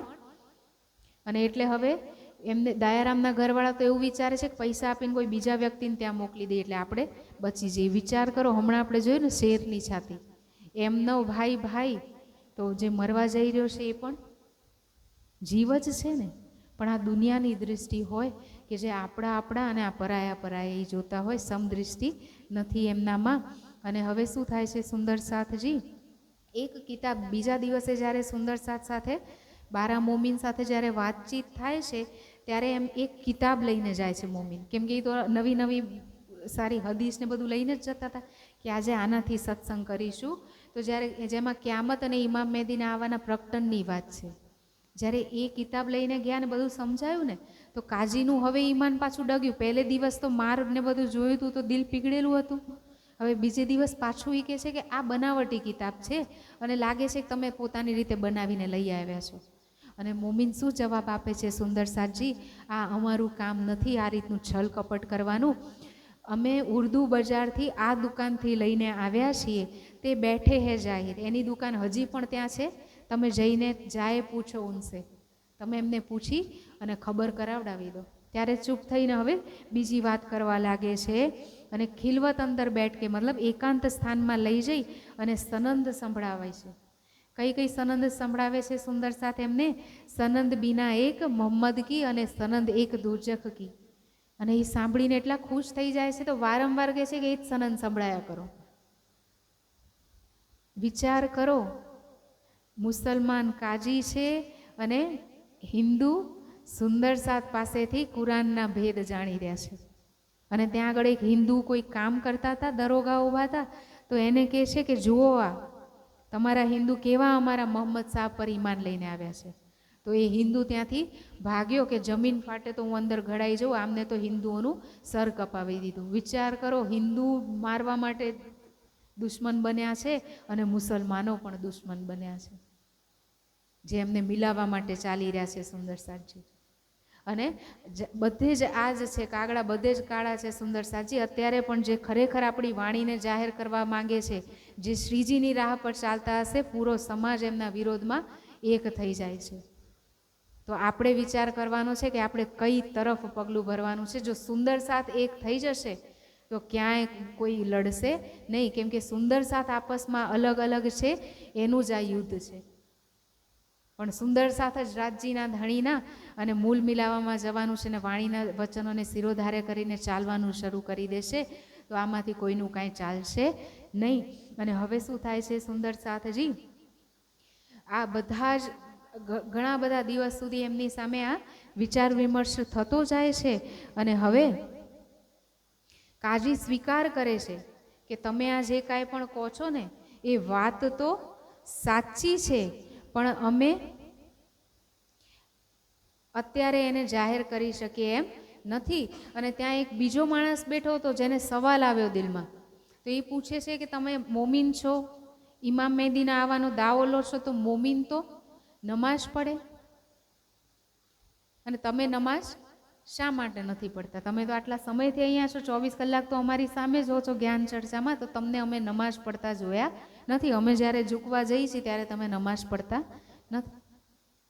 ત્યારે મોમીન એમને સમજાવે છે કે તબ જવાબ મોમીનો દિયા હમારી નિમાજ કજા ન હોય. અમારી નમાઝ તો અખંડ છે, કજા નથી થતી, મતલબ ક્યારે બંધ થતી જ નથી. તબ નિમાજ કજા હોવે જો હમ પકડે મુર્દાર. અમે જો આ મુર્દાર માયાને ક્યાંય પકડી હોય ને તો અમારી નમાઝ તૂટે. અમારા તો હર પલ નજરમાં ઈ જ છે ને અમારા સિર ઉપર ઈ જ ઊભો છે. અમારી નમાઝ તો હર પલ છે. અને ત્યારે એનો કોઈ જવાબ આપી શકતા નથી, કેમ કે હમ વાસ્તે દિન ઇસ્લામ કે કામ કરે પરવરદિગાર. અમે તો એ પરવરદિગારની જ હકીકત પૂરા સંસારમાં ફેલાવી રહ્યા છીએ, એનું જ કામ કરી રહ્યા છીએ. અમને આ જાહેરી નમાઝ પડવાની જરૂર નથી. અને આ જ વાતનો ફાયદો આપણે સુંદર સાથ પણ ઉઠાવી લઈએ છીએ કે આપણે હાલતા ચાલતા રાજ્યને યાદ કરીએ, આપણે ધ્યાન કરવાની જરૂર નથી. પહેલાં એ સુંદર સાથની જેમ ઘર બહાર છોડીએ, આટલા કિલોમીટર જઈએ, અને જેમ મુસલમાનોની પાસે ને દિવસ રાત એક કરીને જાય છે એ જઈએ, અને પછી જેમ ભીખના ટુકડા માંગશે એમ માંગીએ. એ જે કર્યું છે એટલું કરીએ ને પછી કહીએ કે અમે નમાઝ હંમેશા અદા કરીએ છીએ. અને એ મોમીનો જે અત્યારે આ નમાઝ પડી રહ્યા છે, એમને પણ 11 વર્ષ પન્નાજીમાં કઈ નમાઝ પડી સુંદર સાચી. અને અત્યારે એ શ્રીજી જેમને રાહ દેખાડી છે, એ શ્રીજી પણ અત્યારે કઈ નમાઝ પડી રહ્યા છે. અને જેટલી જાગૃત બ્રહ્માત્માઓ છે એ અત્યારે કઈ નમાઝ પડી રહી છે. તો હવે આ માયાના મનનું ના સાંભળીએ. એટલા માટે કહેવું પડે છે કે ક્યાંક કોઈ અર્થનો અનર્થ કરીને ધ્યાન કરવામાં વિલંબ ના કરે સુંદર સાચી, કેમ કે એના સિવાય કોઈ વિકલ્પ છે નહીં. અને હવે આનો અર્થ કરતાં કરતાં કરતાં સુંદર સાથ એમને સમજાવે છે, અને આપણે સુંદર સાથ પણ સમજીએ. સુંદર સાથજી વાણીની એક ચોપાઈ છે કે કલમા નમાજ રોજા દિલસે દે જકાત આપ કુરબાન કરે હજ બકા હમેશ કી એ દિલ મોમિન અર્શ સુહાન. કે આપણું કલમા પડવું શું છે? વાણીનું ચિંતન કરવું. એ સત્યવાણી મત કે લેવું જોઈએ ઇનકો સાથ. એ આપણું કજા છે, એ આપણી નમાજ છે કે એ વચનોને જીવનમાં ઉતારીને અહંકાર જ્યારે ધ્વસ્ત થઈ જાય અને જાગણીના કામમાં સર્વસ્વ સોંપી દેવું. અને રોજા આપણું શું છે? ઇન્દ્રિયોને બહાર ના જવા દઈને અંતર્મુખી કરીને રાજ્યના તરફ લઈ જવી, ફક્ત ને ફક્ત મૂલ મિલાવા આપના નજર દીજે, એ આપણા રોજા છે. અને આપણી જકાત શું છે? જેમ કે ને કે 39મો ભાગ આપે, કોઈ 40મો ભાગ આપે. આપણા માટે શું છે જકાત? દે જકાત આપ કુરબાન, સર્વસ્વ કુરબાન કરી દેવું ધણીના ચરણોમાં, એ આપણું જકાત છે જે આ સુંદર સાથ કરી રહ્યા છે. એટલે તો આપણે કહીએ છીએ તન મન જીવ ન્યોછાવર કિન, એ આપણું ન્યોછાવર છે, એ આપણું જકાત છે. દુનિયાના કાગળના પૈસા નહીં. અને એટલે જ તો અમે પૈસા આપતા નથી, એ ખોટી વસ્તુ છે. કેવું પડે ને, કેમ કે આ સંસારમાં સુંદર સાથને પણ આ બધું જે થાય છે ને એ સેવા એમને પૈસાથી જ ચાલી રહી છે, જે ગોવર્ધનભાઈને બધા સંપત્તિ વેચી વેચીને આવ્યા છે. તો ધનની જરૂર તો હોય જ છે સુંદર સાથજી. અને તન મન જીવ ન્યોછાવર કિન હો શ્રી મહામતી ચરણો લાગી, ત્યારે જ આપણું સમર્પણ થઈ શકે. અને હવે શું થાય છે? સુંદર સાથ જ્યારે એમને સમજાવી દે છે અને પછી કહે છે કે જ્યારે અમે આવી નમાઝ પડીએ, આવું હજ અને રોજા નમાઝ અને જકાત આપીએ તો અમારું શું થાય? કરે હજ બકા હમેશગી. તો અમારી હજ શું છે? જેવી રીતે મક્કા મદીના કે તીર્થ સ્થાને જાય ને, એવી રીતે અમારી હજ શું છે? તો અમારી હજ છે એ પરમધામના 25 પક્ષોમાં અહીંયા બેઠા બેઠા આત્મિક દૃષ્ટિથી ઘૂમવું. ઈથી બેઠે ઘર જાગે ધામ, એ અમારી હજ છે. મોમીન ઉજુ તબ કરે પીઠ દેવે દો જહાન. અને ઉજુ જે હાથ ધોવે ને એ નમાઝ પડતા પહેલા, એ ઉજુ શું છે અમારી માટે? બંને જહાનને પીઠ દઈને અમે જે પરમધામ તરફ રૂખ કરીને જમનાજીમાં જલના સ્નાન કરીએ છીએ ને, એ અમારું ઉજુ છે. અને એ કર્યા પછી અમે મૂળ મિલાવવામાં જઈએ છીએ, એ અમારી હજ છે. અને આ વાસ્તવિક અર્થ છે જે એ સમજી શકતા નથી, કેમ કે એ વખતે તો શરીયતના અને તરીકતના જ વચન કહેવાયા હતા. હકીકત મારફતનું જ્ઞાન જ્યારે મોમીન આવશે ત્યારે જાહેર થશે. તો આજે ચોપાઈ કીધી હકીકત મારફતના જ્ઞાનની છે સુંદર સાચી, જે આપણે એમને સમજાવવાનું છે. સમજાવીશું તો ત્યારે જ્યારે પહેલાં આપણે જીવનમાં ઉતારીશું. અને હવે જ્યારે નમાઝની વાત કરી ત્યારે આ બધા એકબીજાના મોઢા જોવા માંડે છે કે તમે જવાબ આપો, હવે શું પૂછીએ એમને. હવે કોઈ પ્રશ્ન એમની પાસે રહેતો નથી, ત્યારે ચૂપ થઈ જાય છે. અને ત્રીજે દિવસે મુલ્લા એમને બોલાવીને કહે છે કે તમે અમને છે ને તો ઇમામ મહેદીના સ્વરૂપની ઓળખાણ કરાવો. અને ત્યારે ભીમભાઈ અને લક્ષ્મણદાસજી એમને કેવી રીતે મહામતીજી કહેવાયા, ઇમામ મહેદી અને ઈસારુવલ્લા અને મોહમ્મદ સાહેબ ત્રણે એક થઈ ગયા.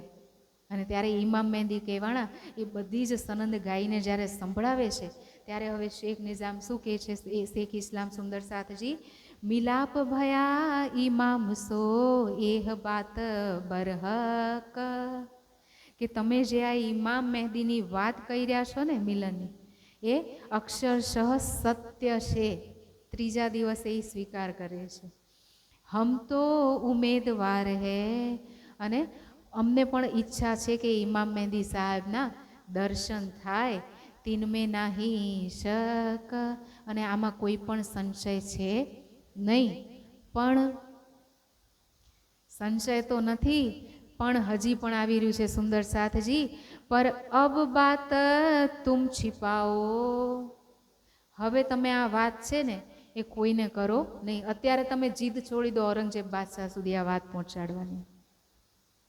એટલે જ કીધું તું કે સૂરજ તો ઉગશે પણ તમારા માટે અંધારું રહેશે. સુંદર સાથજી, જીન કરો જાહિર પહેચાન, ઇમામ મોહમ્મદ સાહિબુજ્જમાની પહેચાન અત્યારે જાહેર કરતા નહીં.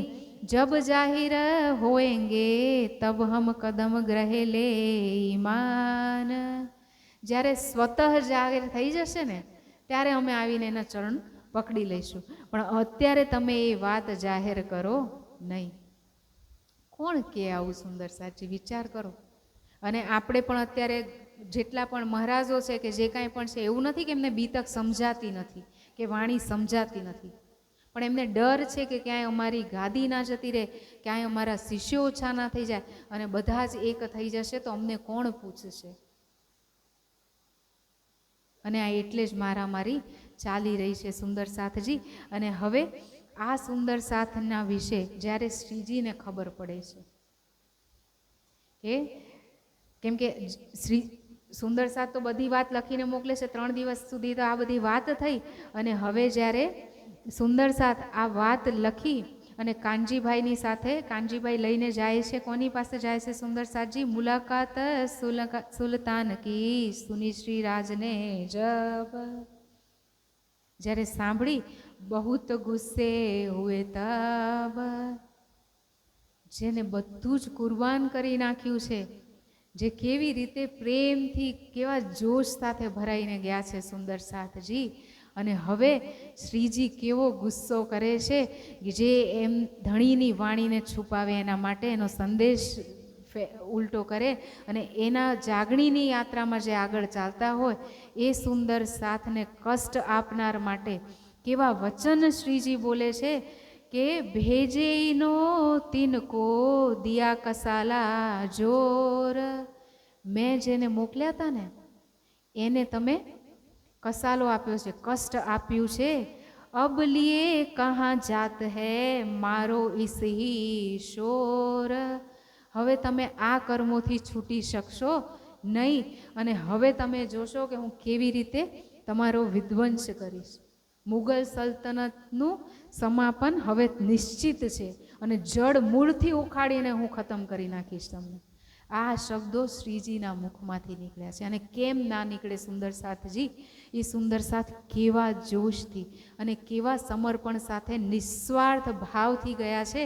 એટલે હવે શ્રીજી એમને સમજાવતા કહે છે કે મેં જ્યારે કોઈ પ્રતિનિધિ મોકલ્યા હોય, સપોઝ સ્વામીજીએ કોઈ એમના પ્રતિનિધિને મોકલ્યા છે અને જ્યાં ગયા છે ત્યાં એ પ્રતિનિધિનું અપમાન કરવું મતલબ જેણે મોકલ્યા છે એનું અપમાન કરવું, એમનું સન્માન કરવું મતલબ જેને મોકલ્યા છે એનું સન્માન કરવું. તો એમને મારવું મતલબ 12 મોમીનોને મારવું મતલબ કોણે મારવું એમને? એ તન તો રાજીના છે સાક્ષાત. અને એટલે જ શ્રીજી કહે છે કે જૈસા મારના પેગંબર તૈસા તિનકે દોસ્ત, જેટલું પાપ કોઈ પેગંબરને મારવાથી લાગે ને એટલું જ એમના રસ્તા પર ચાલતા, એમના માર્ગ પર ચાલતા એમના દોસ્તને પ્રતાડિત કરવાથી લાગે. અને તમે એ જ પાપ કર્યું છે. જાહિર હોસી જહાન મેં, તમારી આ વાતો પૂરા સંસારમાં જાહેર થશે. એનો ઉપર અફસોસ કે મુસલમાનોએ આવો અત્યાચાર કર્યો છે અને ત્યારે તમને તમારા કર્યા માટે અફસોસ થશે. અને ત્યારે શ્રીજી કહે છે કે સબો કી લાનત ઇનો પર લીખી અલ્લાહ કલામ, અને અલ્લાહ કલામમાં એટલે જ તમારા ઉપર લાનત લગી છે, ખુદાની ફિટકાર લગી છે, કેમ કે તમે આ કામ કરશો. હવે વિચાર કરો સુંદર સાથજી. અને હજી કહેતા કહેતા શ્રીજી એમ પણ કહે છે કે ખુદાય ન દોસ્ત તિનકા કે જો હે કાફીર.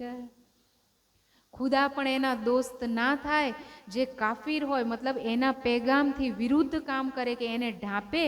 જે જીનને ઢાંપ્યા હક કો કિયા પરદા સબ ઉપર. જે રાજજીની વાણીને ઢાંપશે, સંદેશને ઢાંપશે અને પડદો કરશે, ખુદા પણ એમની સાથે દોસ્તી કરશે નહીં. અને હવે આપણે વિચારીએ સુંદર સાથજી કે જો શ્રીજી એ વખતે જોશમાં એવા વચન કીધા છે, જ્યારે ઔરંગઝેબ બાદશાહે એ પત્ર નથી સ્વીકાર કર્યો, સંદેશ, તો આપણે તો શ્રીજીના હૃદયથી કહેવાયેલી વાણી જે કહે છે કે એ નિદ લઈ મેં કસની કર, અને આ વચન કહેતા મારા જીવ નીકળશે. એક એક શબ્દ કહેતા એમના પ્રાણ નીકળી રહ્યા છે. એ પ્રાણ નીકાળીને એમને એક એક વચન કીધા છે. એ 18,758 ચોપાઈઓને જો આપણે ઢાંપીશું અને મુસલમાનોની જેમ રસૂલને માનવાવાળા છે મોહમ્મદ સાહેબના, પણ એમના જ આદર્શોથી વિપરીત ચાલી રહ્યા છે, એમના આદર્શોને સ્વીકાર નથી કરતા, તો વાણીને માનવા છતાં પણ આપણે મૂર્તિ પૂજા કરીશું, આપણે ગાદીના બંધનમાં રહીશું અને રાજ્ય સિવાય કોઈની પણ આરતી ઉતારીશું કે રાજ્ય સિવાય કોઈની બી જી હજૂરી કરીશું, તો આપણે કેટલું મોટું નુકસાન કરી રહ્યા છે. અને શું કહી રહ્યા છે? ખુદાયના દોસ્ત તિનકા. ખુદ ખુદા પણ એના દોસ્ત બનશે નહીં. અને એ ખુદા તો એવા છે કે જે કાંઈ પણ કાર્ય થાય તો એના વગર સિદ્ધ થાય નહીં, એના માટે કાંઈ પણ અસંભવ છે નહીં. ચાહે તાખો રદ કરે, કરે ચાહે નહીં. એ કહે ને કે હું આને રદ કરી નાખું તો એને બનાવ્યા પછી પણ નષ્ટ કરી નાખે, અને ચાહે કે મારે આને પેદા જ નથી કરવો તો ખુદા એને પેદા પણ ના કરે. એવા સર્વશક્તિમાન ખુદાની સામે તમે વિરોધ ઊભો કરી રહ્યા છો. અને કઠોર વચન જ્યારે શ્રીજીના મુખમાંથી નીકળી જાય છે ને, કે અત્યારે તમને ખબર નથી, પણ જબ ખરાબ હોગે હક કે હુકમ.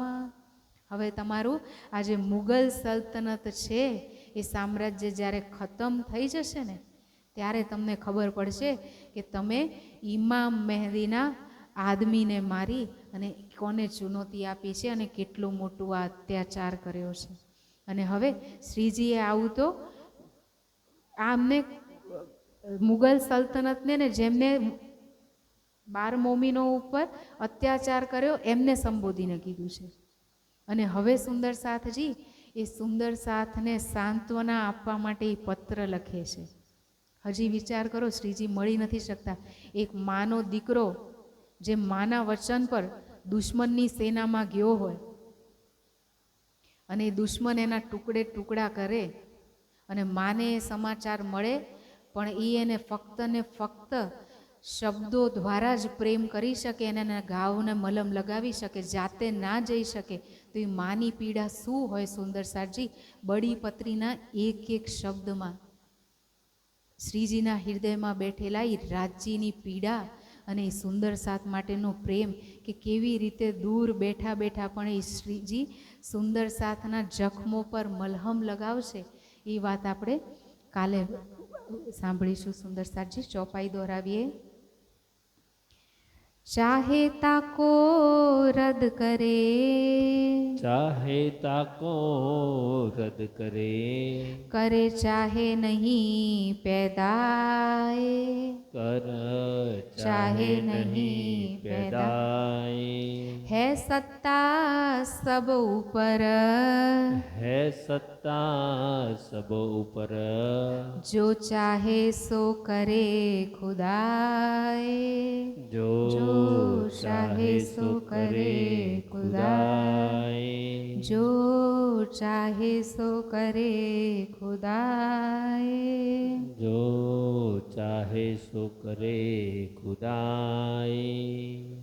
बोलिए श्री प्राणनाथ प्यारे की जय, सद्गुरु महाराज की जय. प्रणाम जी सुंदर साथ जी.